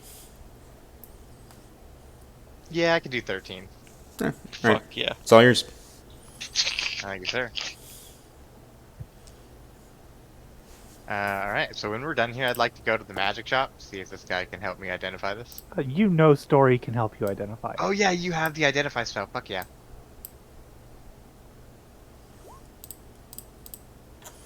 All right, and let's go ahead and flex back over to Story. Story, you walk inside of Courier. There is a bored-looking half-elf, hand on their chin, kind of looking incredibly bored, and just gives you like a look when you walk in. Welcome to I'm gonna smile and Courier. wave. Hi. I'm looking to get something delivered. Oh, I suppose that's what we do. Package or a letter? Both? Okay. They're both going to the same place if that matters. It does. Where exactly am I delivering this? Maricue. Kind of flips through some papers on his desk, looking. Right, Maricue. You got the package on you? It's not wrapped. Is that okay? Yeah, I can do something about that. I got some boxes. Okay, yeah. And I'll take my old loot off of my back and set it down on the counter and be like, I'm shipping this. Okay, I do the packaging fee, and he starts to like scribble some stuff on one of the pieces of parchment in front of us. Going to Maricue. Do you have a residence or an address with them? Yeah, and I'll tell him like the street number and place of my parents. Okay, easy enough to do, not a problem. Alright, so the letter and the loot, that'll be 15 gold pieces for the transit. Would you like to insure your object? How much is insurance? Insurance is 2 gold pieces, and you get a... should anything unfortunate happen to your package during the transit, whether that be attacked by bandits or dragons or, what have you, it's insured for up to 50 gold pieces. Okay, yeah. I will definitely insure it. Whenever your This pack... is a keepsake, so I want to try and just make sure it's safe. And like if it's marked as insured, I imagine they'll be a little more careful with it. Okay. Can we write like fragile on the box? Yeah, I can do that for you. That's no problem. And so he takes it, he puts it inside of a wooden crate, and he like packs it in there with some like packing peanuts and stuff, and he closes the lid on it and wraps it in like parchment paper, tying it with twine. And he sets it off to the side, and as he does, he pulls a strip off the wall, and he like tears it in half, and he hands you half of it, and he sticks the other half to the package. The package arrives. I hand over my letter. All right. And he And I does the hand same. over my letter, Yeah, he does the and it's same. yeah. Jeez, Rick, go ahead. So it's got the same thing where he takes another piece of paper off the wall, tears it in half, hands you half of it, and attaches the other half to your letter. And the letter's got like a little sealing wax on it, Mhm. and it's just got a little S engraved in it, just like quickly drawn with the nib of a pen. Yeah. All right. Should your package not arrive, the parchment that I've handed you will turn red within 3 weeks. It should take about 2 weeks for the package to be delivered. If it turns blue, that means your package has been delivered properly. All right. That seems really fast. You guys must have a really fast boat. Well, it's going to be magicked off to another office in Marquee. Oh wow, you guys are really good. I was like, this is a really good service. Shifters or some dimension door users or something. Yeah, well, we've got an in with the local Mages Guild. I mean, technically they run the branches, so... Oh, like a fun job. I mean, I put stuff in boxes and hand it to people. It's great. But like, you Hey, that's what we do. We put people in boxes and hand them to people. And that'll be 17 gold pieces. Okay, and I'll hand them over. Keep an eye on your parchment slips. Like I said, they'll change color. Okay, I'll fold them up and put them in my pack. Have a great day. Okay, you too. Mhm. Oh wait, walk out the store, and I assume it's taken about the same amount of time. Yeah, I would say you guys are probably exiting around the same time. Like, you had to crate up a loot. I imagine that doesn't take 2 seconds. No, it took some time. Probably about the same amount of time that they were in there. Maybe about a half an hour. You guys were in either individual stores. You guys kind of meet in the center area. That name I can't fucking remember right now because I'm tired. Trify. Thank you, Trapey. Alright. Sausages! Get your fresh sausages here! I get me a fresh sausage. Alright, that'll be 5 silver. I'm gonna get one. 5 silver? They're like massive. They're like a whole sausage. I buy one too, and I break some pieces off for Alan. He will happily eat the sausage pieces.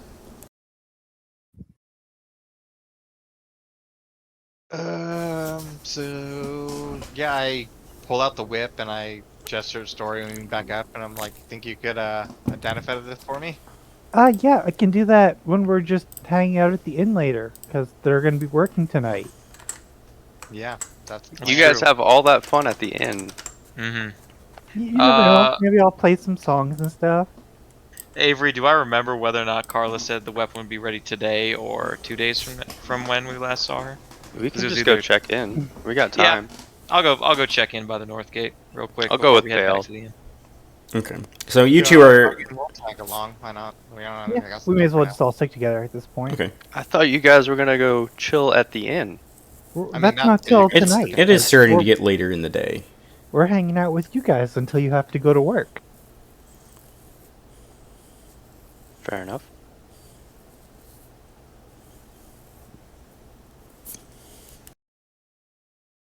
Alright, So you so took the I head back over to the anvil by the north gate. You step back inside the familiar interior. Again, that same intense wave of heat strikes you. You can see Carla working on what appears to be a large bladed sword in her forge. She turns to you and pulls like the goggles up, and you can see like the soot lines around her eyes. And she turns to you. Ah, welcome back. Give me a second. And she kind of takes the sword, and you hear. She squelches it in the water. I'll fix it later. What can I do for you guys? I was wondering about how Can I that insight check if she is actually gonna fix it later? Sure. Give me an insight check. this guy.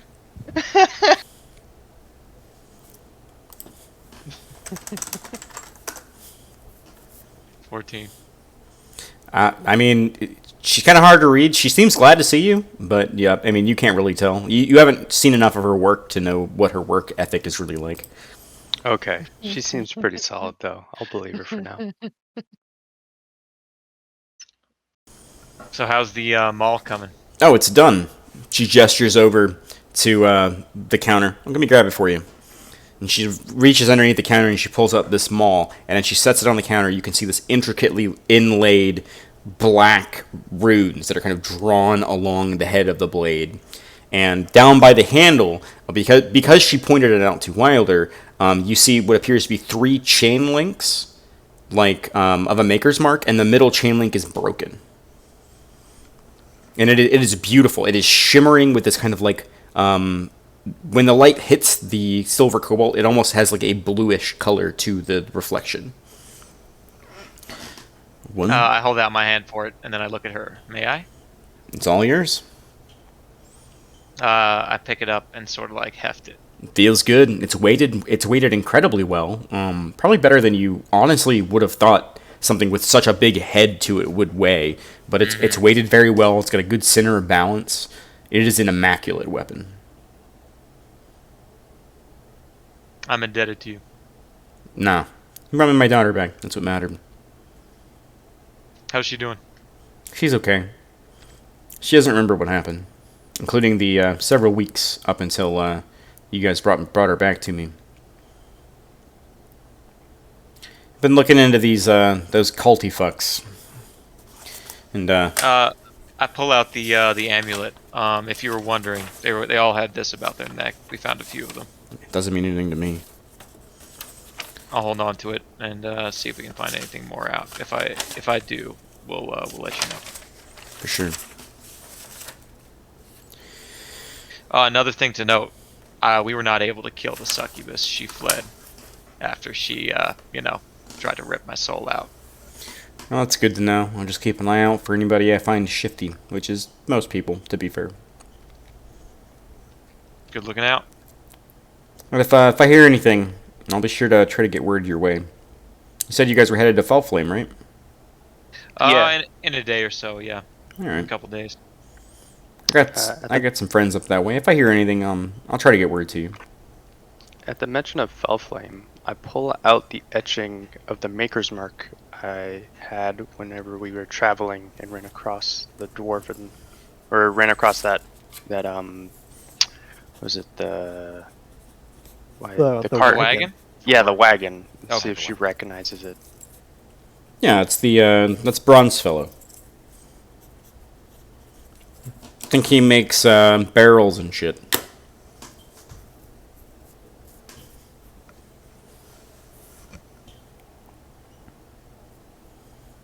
Well, anyway, Bronze Fellow. we have a job guarding a gala for some noblemen this evening. Ooh, that sounds like so much fun. Hey, gold is gold. I Hey, had one more thing to ask her too. I just wanted to go up and take out the the bag of the broken pieces of the rapier, and be like, I don't know if there's enough metal left here or something, but if it could be reforged into like a small dagger or something. It was a magical weapon, so I imagine it's pretty nice steel. she takes some of the shards and she looks at it and, well, it's a shame it broke, but whoever the craftsman was, they did a damn good job. I don't see a maker's mark on it. I could probably reforge it if you really want me to. This one's going to cost you folks, though. Would the enchantment be lost? Yeah. If there was any magic in it, it's not. It's already gone. I don't imagine there's any enchanting much. How much gold would it be to reforge it into a dagger or something? How nice do you want it to be? I mean, what's your range? If you just want a something serviceable, I have something done by tonight, be 2 gold. If you want something really nice, 30. Let's make it really nice. Alright. You can pay when it's done. Alright. I'll just, I'm gonna be honest with you, I don't even like that dude, so I'll make your dagger first, and I'll get back to what I was working on. Thank you. By tomorrow evening then, do you think? Or another day you'll need? Yeah, come back by tomorrow. Just during the day. I should be able to finish it tonight. All right. Thank you very much. Yep. I silently judge her as she says she's gonna not get back to the work she was doing.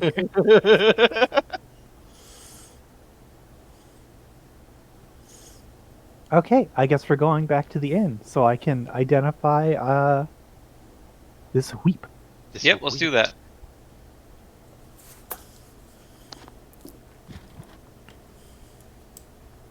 Identify only takes like 10 minutes, right? Yep. Yeah. Actually, doesn't it take 11 if I originally cast it? Yeah. Oh shit. Before we leave I'll hang back at the blacksmith. Could I buy like more weapon oil off Carla? Yeah. I mean, she'll just give you weapon oil. Okay, cool. I'll take like 2 or 3 vials. It's all yours. I got a huge barrel out back. You got your own vials. Or you need some of mine. Some of yours would be great. All right. Let me see what I can scrounge up for you. She eventually brings you 3 small vials of weapon oil. You keep your stuff nice and tidy. You need to worry about the mall though. She should I don't know. He quoted me like 10,000 years or something, but should be all right for a while. Good to know. Thank you. Yeah. By the way,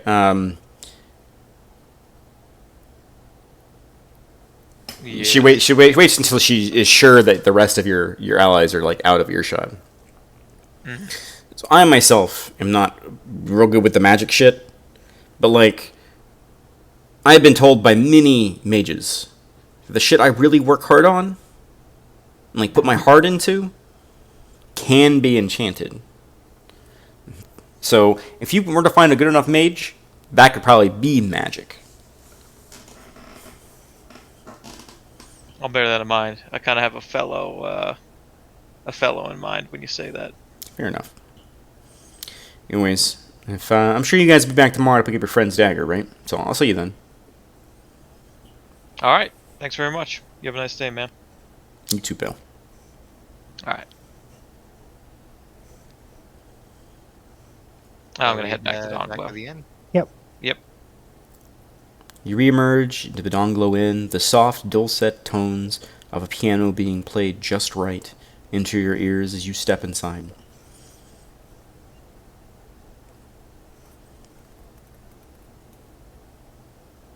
As we're walking by, I'm just gonna drop a gold coin into the tip jar on the piano. Okay.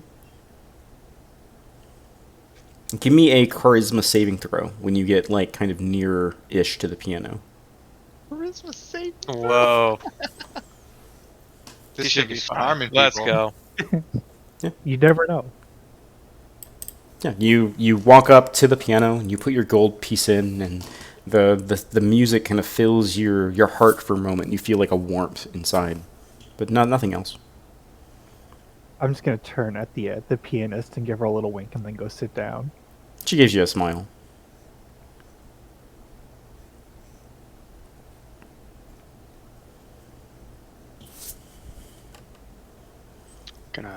Gonna relax a bit before we have to go out. So Bale, have you had to work with any of these high class folks before? I'd started the identify ritual. Not really. Mostly just basic mercenary work, killing bandits. Protecting against cattle raid from other noblemen. I mean, occasionally. Oh shit. Okay. Oh shit. That's what you That's all I get from identify? That's what you get from identifying. It's a very odd whip. Huh. Oh, It's hang oddly on. Oh yeah, we didn't get it. We didn't get the description really, unless that's it. An oddly damaged whip is oddly warm to the Undamaged. touch. This oddly undamaged whip is oddly warm to the touch. What is a whip considered? It is a Exotic. reach. It is a finesse reach There you weapon go. that does 1d4. You can refresh the page. There we go. Okay. Whoa! Oh, nice. That's sick as fuck. Okay, so this whip, when you strike like really well with it, it'll do extra slashing damage with the little tiny pointy bit on the end. So like you could really hurt someone with this. That's sick. Am I Mm. sufficient to use this? It's finesse, yeah. So you could use your dex modifier It instead of your is. strength. It is a martial melee weapon. Oh, Yeah. Yeah, I think I just have simple weapons. It also doesn't say if it requires attunement. I believe It does with the not. silver card. It does not. Do you have martial melee weapons, Story? No, no. So is it just Wilder and me. and Bale? Is it so? It says magic weapon. Is it a +1 magic weapon, or is it just? It is. It- It is not just a plus magic- one. It is just what we see there. Okay, cool. Yeah. Cool, Just cool, that cool. when you crit on top of doubling the damage, you're adding 2d6 slashing damage. Correct. Basically. I say we flip it. So it's 2d4 and 2d6. You guys could Yeah. arm wrestle for it. Yeah, if I you got guys a don't mace think you though, can- and he just if got you them guys don't all. think you can use it, we may be able to sell it for like significant profit off of Yeah. 13 gold. At having this it properly point, I'm identified. probably looking to get the Maul enchanted as the next like big purchase I make. Yeah, we can probably just hang on to it, and when we meet God, I'm just blanking on his name, but the wizard we're going to Claudius? go meet, Claudius. Claudius, he'll probably know what this is and be willing to buy it off of us. Or He's trade gonna be it for so profit. mad at you when he finds out you broke his rapier. Hmm. It broke to save my life. I think he'll be okay with it. If you say so. He may be willing to trade whip for the enchanting of your maul if it's worth enough.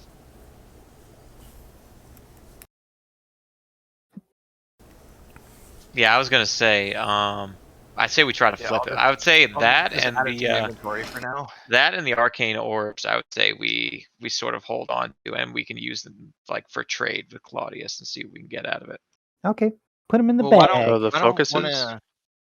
Why don't who's holding the bag of holding? Yeah, just put it in the bag of Bale holding. has Bale. I am right now. Okay, Yeah, I'll throw so it in. Put the whip in the bag of I holding. will give you an item card for the bag of holding later.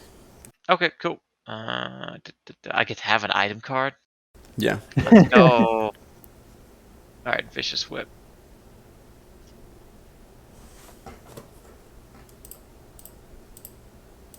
Cool. So yeah, back to the original conversation. Bale has the vicious whip. There we go. Held items, vicious whip. Let's Yeah. go. Anyway, yeah. So So yeah, high class. I've worked for a few minor noblemen, but mainly just the usual stomping bandits and preventing cattle raids from goblins, that kind of thing. All right. So to make sure you don't insult anybody, I'm gonna show you some refinery to act around the noble folk. Mm-hmm. Gonna show him how to hold a glass, pinky out, and just kind of like showing him like the proper way to like greet somebody. You're doing the montage where he has to walk with like the stack of books on his head. Yeah. He cuts one of the books in half in frustration. And I'm like, no. Just kind of like try and mend the book. As I look at the title, I'm like, oh, it's smut. It's nothing. Hold on. We don't care about this. Oh book. my god. The book Why is did- called why did you Burning have- Desire. Oh my god. I have a list of smut books. You guys never went to the bookstore? I went to the bookstore. I specifically didn't look for smut. It's true, she didn't. So I'm going to take this time while Wilder is explaining things to me, and I'm just gonna like polish all my armor with one of the vials of weapon oil and try to like really just make it shine as much as possible. While he's polishing, I'm doing the exact opposite and using the file in my thieves duel to duel the shine on all of the studs on my new studded armor, so Okay. that they're not shiny anymore.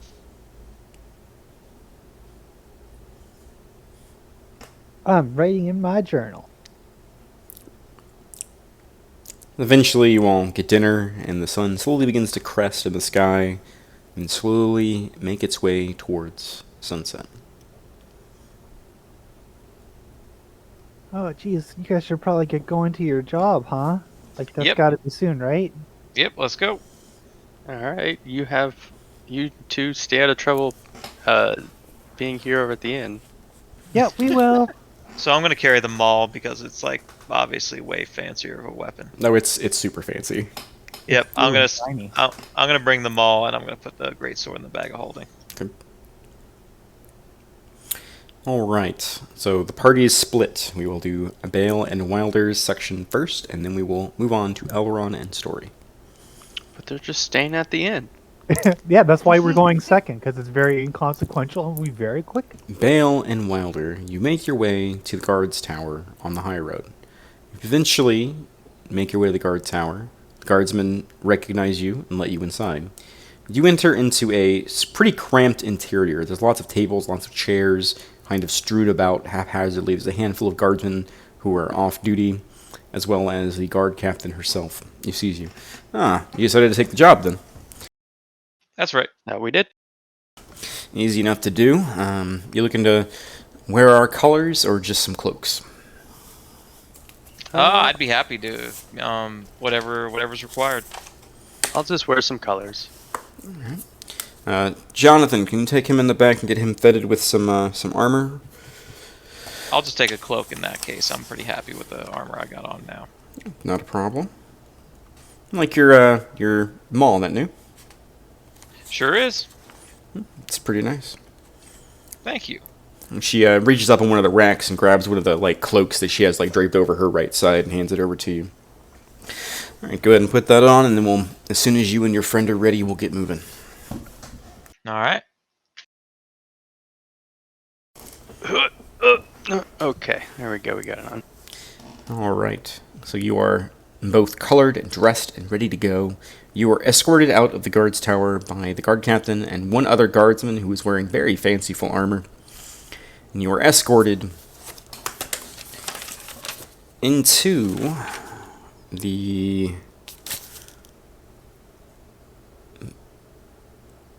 Why can't I read my... Cabana.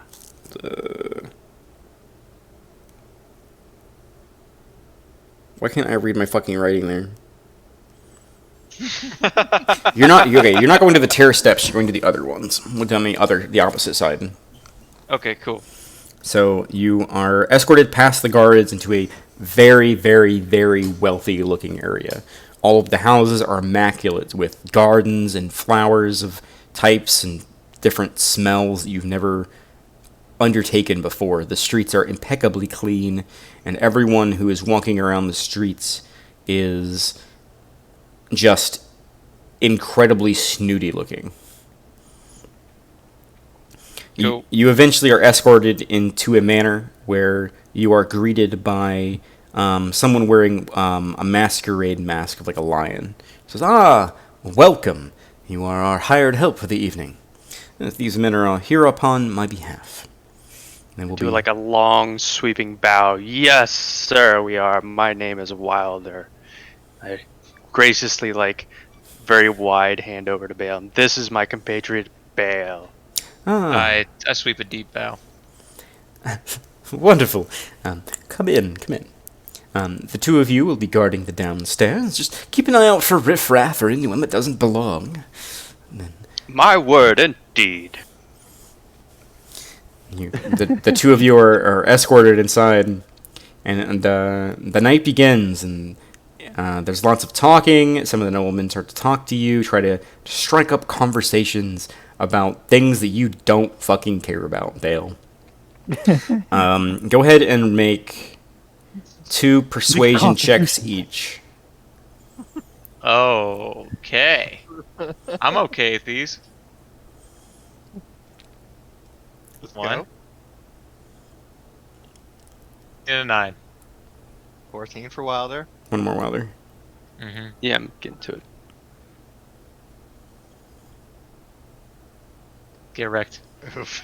One good and one bad for both of you. So the night drones on later and later, and it is boring. There is nothing to do other than literally to just stand here.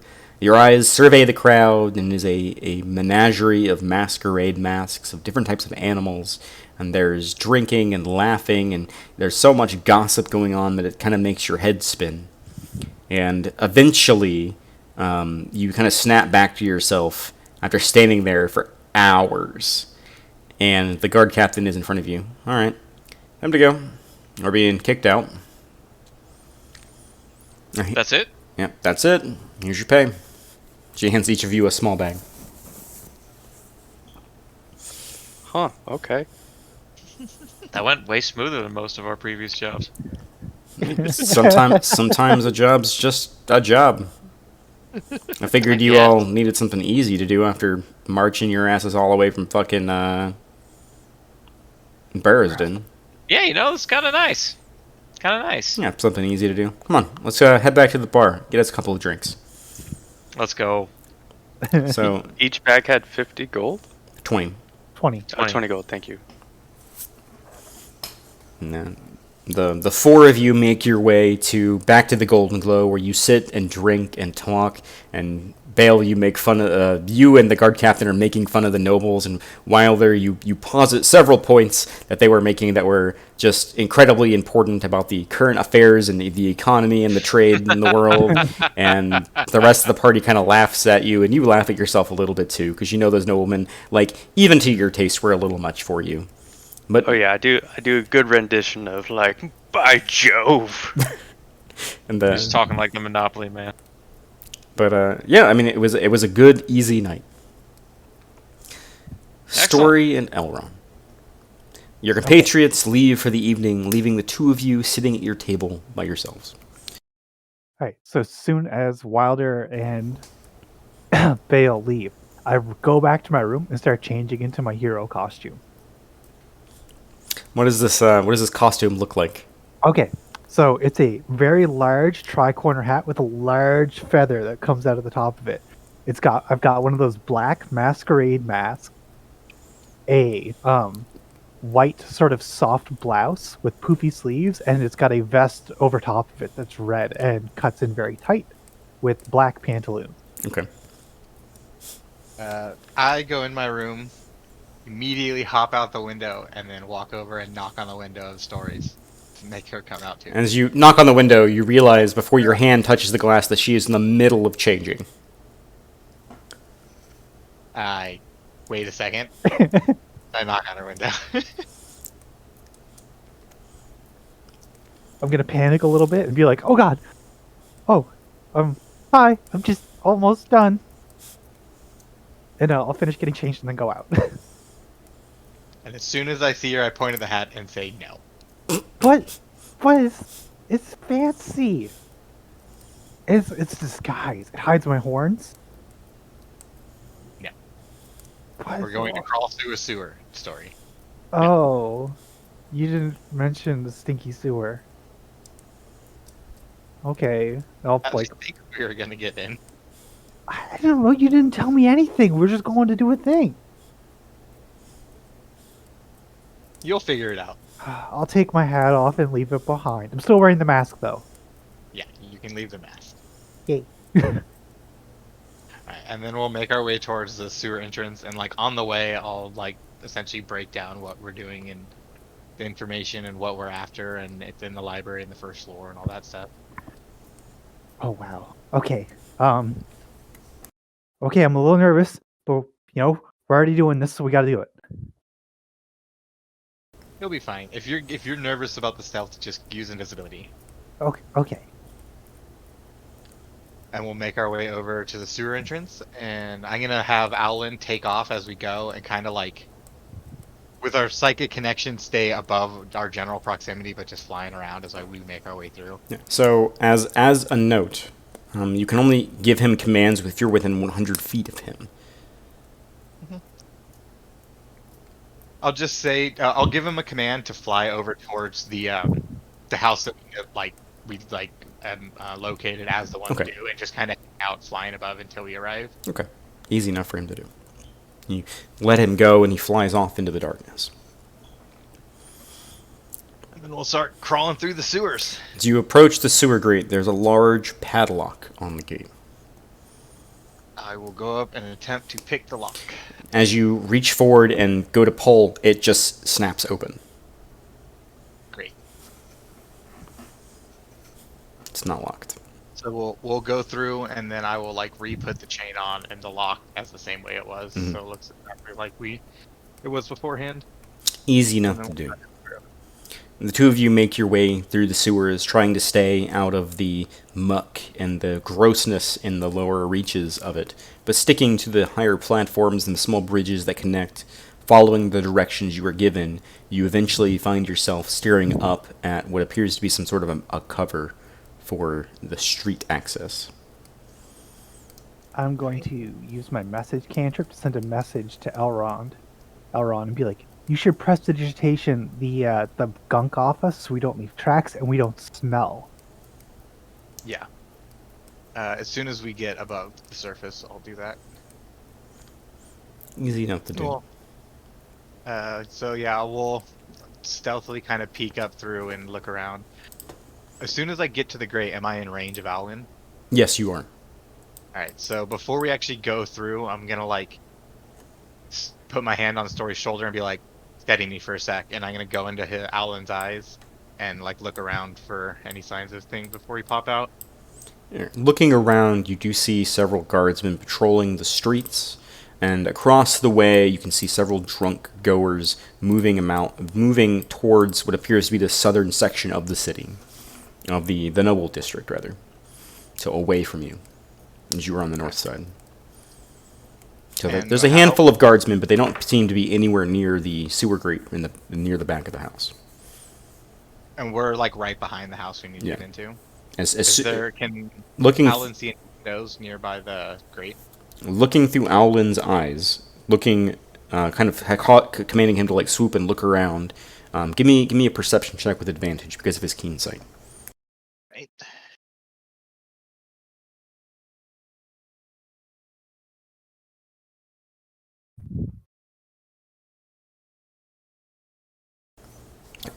With a 13, kind of glancing and looking around, you actually see that when you open the grate, you'll be kind of next to a fountain in the garden. You don't see any guardsmen around or anyone prying. And looking at the building proper, you actually see 6 windows on this side of the building. So I gesture to Story to follow, and we pop up through the grate and like hide behind the fountain at first, till we get a like lay of the land and look around, and then approach the windows and see if they are unlocked. Okay, from left to right, the first 4 windows do not have any light coming from them, but the 5th window does.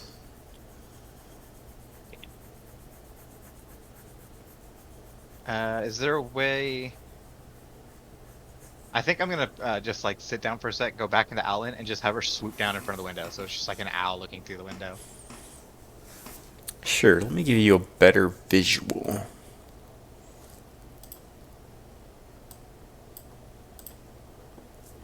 So, the 3rd window is here. The 2nd window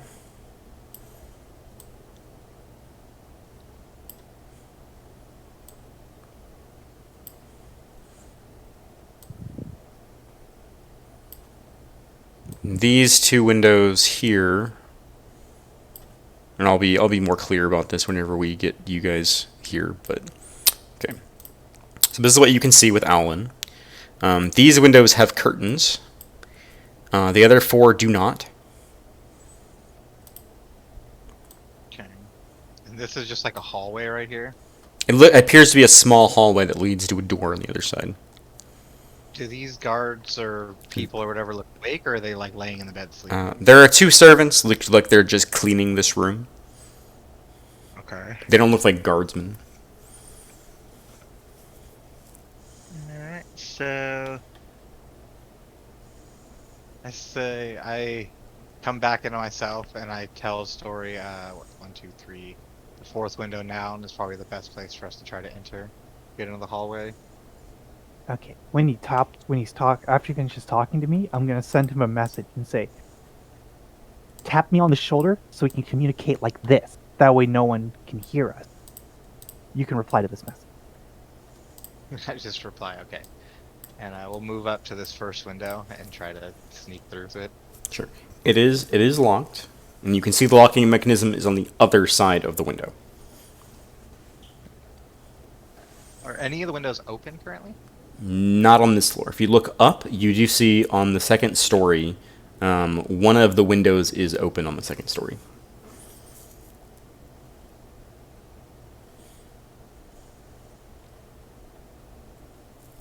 Wait, hold on. I can cast Mage Hand on the other side of this window, can't I? You can. So I'm just gonna cast Mage Hand on the other side of the window and use it to try to fix the lock. It does not have thieves' tools.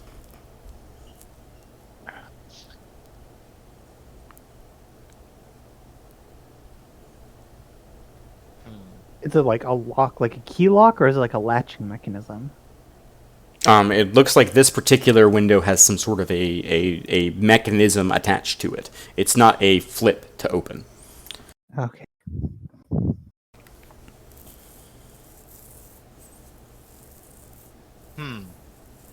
Can I investigate the other windows that aren't the ones that have the people in it? See if it's all the same mechanism? Which one are you going to first?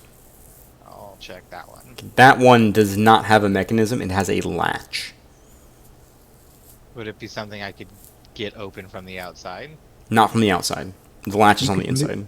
You could Mage Hand But it. I can Mage Hand on the other side and open the latch? You can try. I'll So you move over to the window and you cast Mage Hand, and you know where it is, and you carefully have it maneuver the latch and unlock the window. open it and sneak through the window. And I'm gonna leave Alan circling outside. Okay.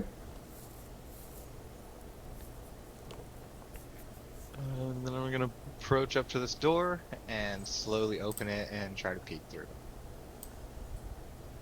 I'm trying to be as sneaky as I can and sort of follow where he's placing his feet. If you're trying to be quiet, you need to roll stealth checks. Yeah.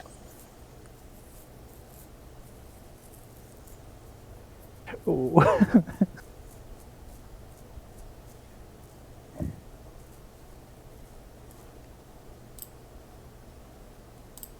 Okay, I made a note.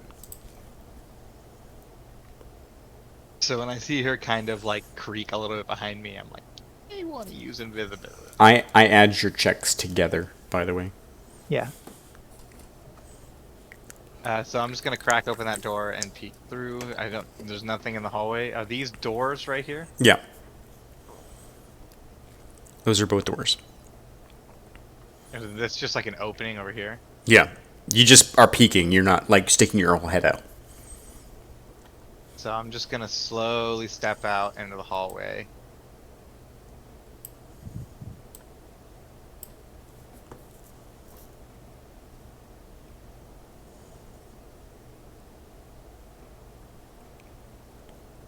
Good of a look did Alan get at these two servants? Kind of zooming through his vision. They're still cleaning. They're just cleaning up the room. They haven't seemed to have taken notice of the intruders. But through his eyes, do you think I could have seen their features enough to disguise myself as one of them? Yeah, I would. You think you might be able to get away with something like that? I'm gonna cast a side self on myself to look like one of the people cleaning that room. And then I'm still gonna try to be sneaky and stealthy about it, but I'm gonna move up around and look around this corner. I'm still in the room. Did I see you transform into one of the servants? You should have been looking out behind me, I would imagine. Okay.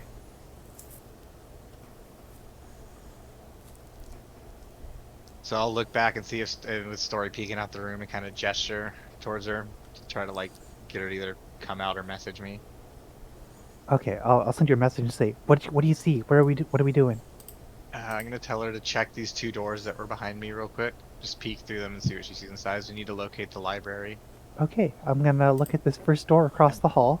I'm gonna stealthily try to pass the door where these guys are going to check this one. Okay. Give me 1 second, Elron. So, story is you open the door, glance inside. You see several other doors, as well as an open door leading into a different room. Elron, with your passive perception, as you walk up to that door and put your hand on the handle, you can hear what sounds like noise coming from that room. Okay. Can I like press my ear up against the door and like try to listen what's happening inside? Yeah, give me a perception check with disadvantage.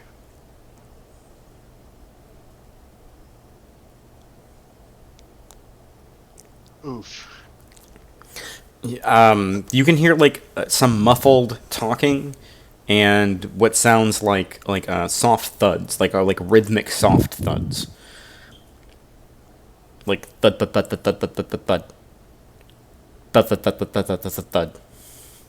Does this door look like it would into the same room It when I look might. down the hallway? So for now, I think I'll just go back and check gonna out this send- door. Yeah. Well, I'm sending Elron a message to be like, I've got a hallway and an opening.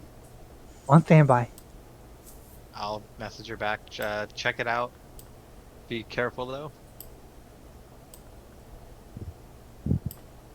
And you can see what appears to be the bottom of stairs in this room, kind of going up. Okay. We're trying to take stay on the note of that. first floor. Like you're right? underneath the stairs, like it's a small like cubby for stuff. Okay. I'm going to step forward and just sort of peer into this open room.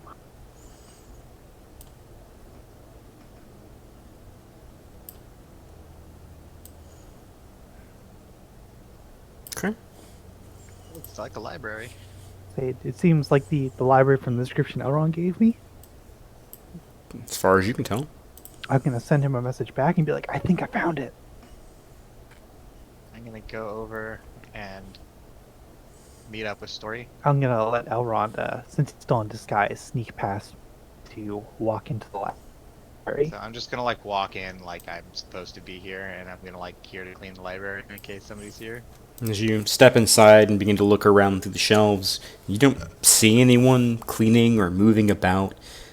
You can, as you pass by with your passive perception, you notice multiple layers of dust along most of the books in here, as if they're very rarely ever touched. Alright, and I'm gonna start looking for the sword that's supposed to be stored in here. As you poke and look around the room, give me an investigation check.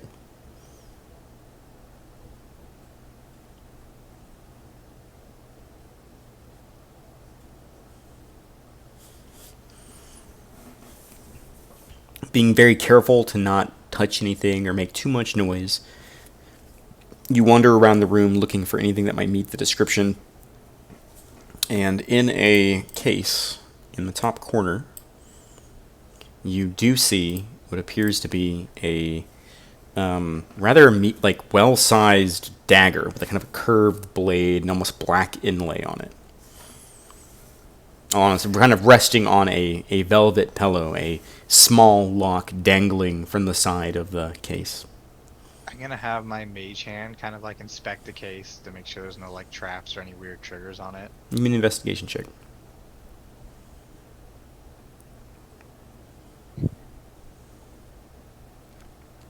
You kind of, using your mage hand in tandem, look around, and your mage hand kind of lifts up the lock slightly, and you see a glow from the back side of the lock.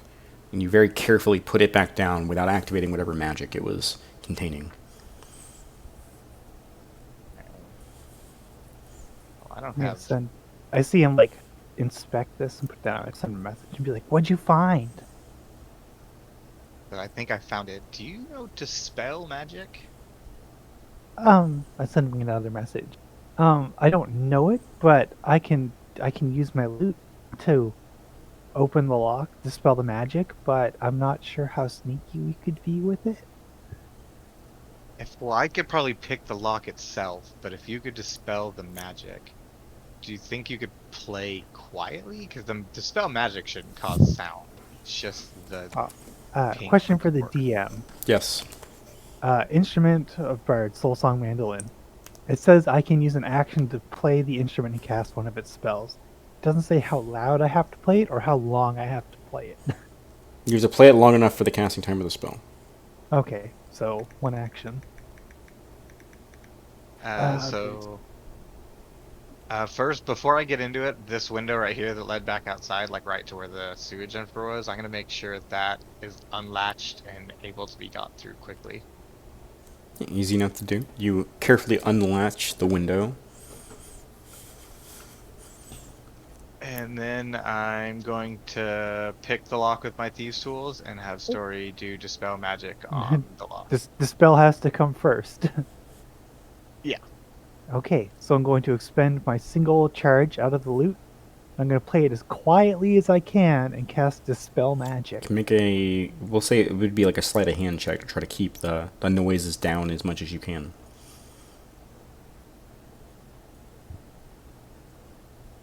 Oof. Okay. So you Can I use... No, I can't. I can't inspire myself. So you strum the lute and make it a little bit more noise than you were planning, and you cast the spell magic spell, and you raise your hand up with after you strum the lute, and the magic fires from your fingers, and you watch as the glow kind of breaks apart and almost melts behind the lock and just disappears. All right, Soon and then I'm immediately going to like wheel around and like stare at the doorway and just like... I'm keeping watch now because I'm pretty sure I made a lot of fucking noise. And I'm gonna thieves' tool pick this lock. Go for it.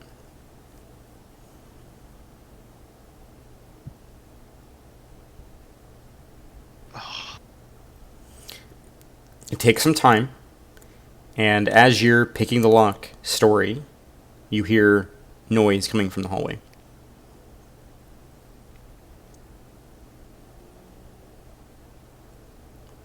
Okay, Just whisper to Story, cast invisibility on yourself. no, I'm going to step next to you and I'm casting invisibility on you, and then climbing out the window. Okay. So you are invisible for up to an hour until you attack or cast a spell. You can continue to pick the lock. Okay. And I'm just going to gently try and close the window behind. After you close the window, two servants kind of step into the room and begin to look around. And after a few moments where you stop your picking and just are watching them, eventually they kind of say some things to each other quietly and then leave. I want to actually like try and sneak my way down. Like I can't see outside right now, but I want to like move my way down to like one of the other rooms so I can see inside it from a while, like a ways away, so that if I need to, I can cast Thaumaturgy and make noise in that room. Yeah, you guys left the doors open. You did not specifically say that you closed them. So you do watch the two servants kind of talking to each other, just walking down the hallway, just leaving where Elron was. They don't seem to be in a hurry. They just seemed like they have stopped to check things out. They eventually make their way back to where they were. I'm gonna send a message to Albert. Eventually, Coast is clear. It takes some time, but you do hear a click from the lock. And then I'm gonna open it up and take out what was inside. All right, you reach in and you grab the curved bladed dagger out of the case. You feel like almost a thrum to it when you touch it. And Dude, we get anything else? Should we check the book?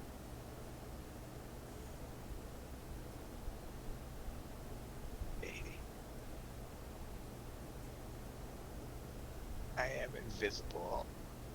I think I'm gonna go to the window and like get Story to come over. And I'm gonna Okay. give her the blade and tell her to like go back down in the sewers. And I'll be there in a second. Okay, and I'm just gonna give you a quick bardic inspiration and be like, be safe, be swift, be silent. And then I'll make my way back to the sewer. Okay.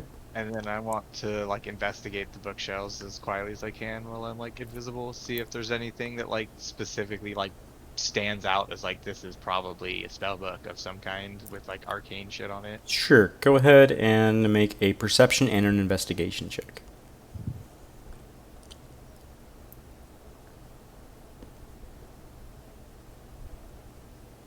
As you begin to look around and be being very careful not to touch anything, you notice that small little yellow pinprick of light that was behind the lock. You see them all over the room. And they kind of wink in and out of existence. So you're not sure what's safe to touch here. But as you kind of peruse the shelves, most of the books don't have anything written on the binding. Most of them are just books, as far as you can tell. Alright, I ain't gonna try to get too greedy. I'm just gonna hop out the window, get into the sewer of story, and we're gonna head out of here. Okay. I didn't get to use my fight, but that's fine. We're too sneaky. You make your way back to the inn. I assume you re-enter through the windows? Yep, I'm getting yeah, changed out of my hero's costume, back into my regular clothes. I tell Story to go into the window, change, and then come back out, and I'm gonna stash the dagger in here, and then we'll walk in the front door. in case Did you want me Balin to Wilder's there. identify it? Like I could. We can do that later. Okay. And we're just gonna walk in the front door, and in case people are there, and just be like, we were just out for a They walk. never saw us leave though. That seems worse. Oh yeah, I guess. Yeah, we'll just come out of the rooms then. Hope Balin Wilder didn't come in and look for Well, us. like we shouldn't both go out at the exact same time because that's weird, right? Yeah, you can message me and tell me when you come out, and then I'll wait like 10-15 minutes and come out afterwards. Okay, that sounds like a plan. So yeah, I don't know how our timelines sync up, but I'm gonna come out of my room. You come out of your room and you hear a roar of laughter coming from across the way as Wilder, a guardsman, the captain of the guard, and Bale all sit at the bar drinking. Oh, I'll come over and join them and be like, "How was your guys' evening?" Evening was pretty boring, but easy work, easy pay. Now we're enjoying some of the earnings that we got. Oh, Yep. well, can you mind if I keep you all company? I just Sure, finished. take up a I just seat. finished writing in my journal. I'm not sure what Elrond's been doing. I assume he's talking to his owl. Oh yeah, pull up a seat. Okay, I'll pull up a seat and have drinks and merriment for a couple minutes, and then about 10 minutes into that, I'll send Elrond a message.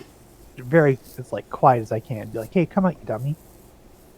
No, wait, I'm gonna make it overt, like I am telling him to come out and have drinks. Okay. And while she was doing that, I wanted to have lifted up the carpet, like popped one of the wood slats underneath, and slid the dagger into the floor, and then put the carpet back down. Yeah, easy enough for you to do. And then I'll come out and have my ritual book in my hand, like I was just sitting in there studying the whole time. Mm. And I was like, "Oh, you guys are back. Hey." There he is. I'll come up to the bar and I'll grab a drink with them. I hope your guys' evening was as uneventful as ours. Yeah, I just wrote in my reading, journal. and studying. She played a song or two when we were in the rooms. You could hear that? I thought these were pretty thick walls. I'm sorry. You had your window open, so did I. Oh. Insight check. It's shit. fucking cold as shit. God damn it, Elrond. Give me. Why would I have my window open? Go ahead and. Persuasion check? Or what is it? Would it be persuasion? or deception. So it would go ahead and roll deception. Elrond, Bill, you can roll insight. Insight. Normal. Yeah, just a normal. I'll give you advantage. All right. Go. Shit. Go. You've Open windows. You've known Elrond long enough that there's a faint hint of truth to his words, but they don't ring entirely true. You can't quite pinpoint what you don't believe about it. Mm-hmm. We're giving Elrond the stink eye, you motherfucker. You're the professional here.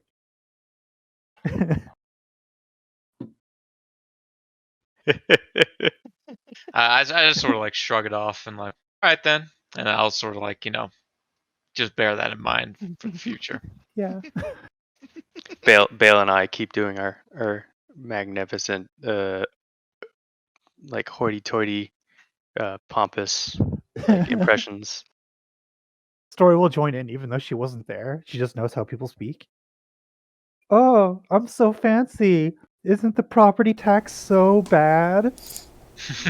Eventually, the guard captain and the other guardsmen excuse themselves, thank you for the work you did tonight, and leave. We wave him goodbye. Yep. Most of the bar is cleared out. Head home for the evening. It is quite late.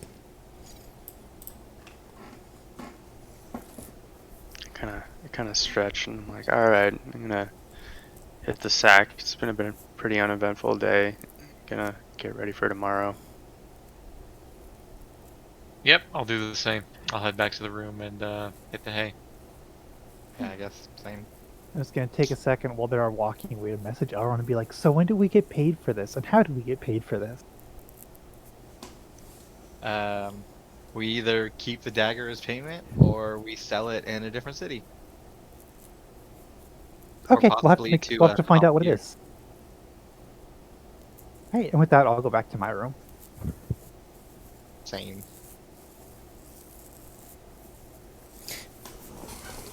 Sleep does find you all in the evening. Eventually, Elrond passes into his deep trance, and the night finds you. And the next morning awaits all of you. That will be a story for next time.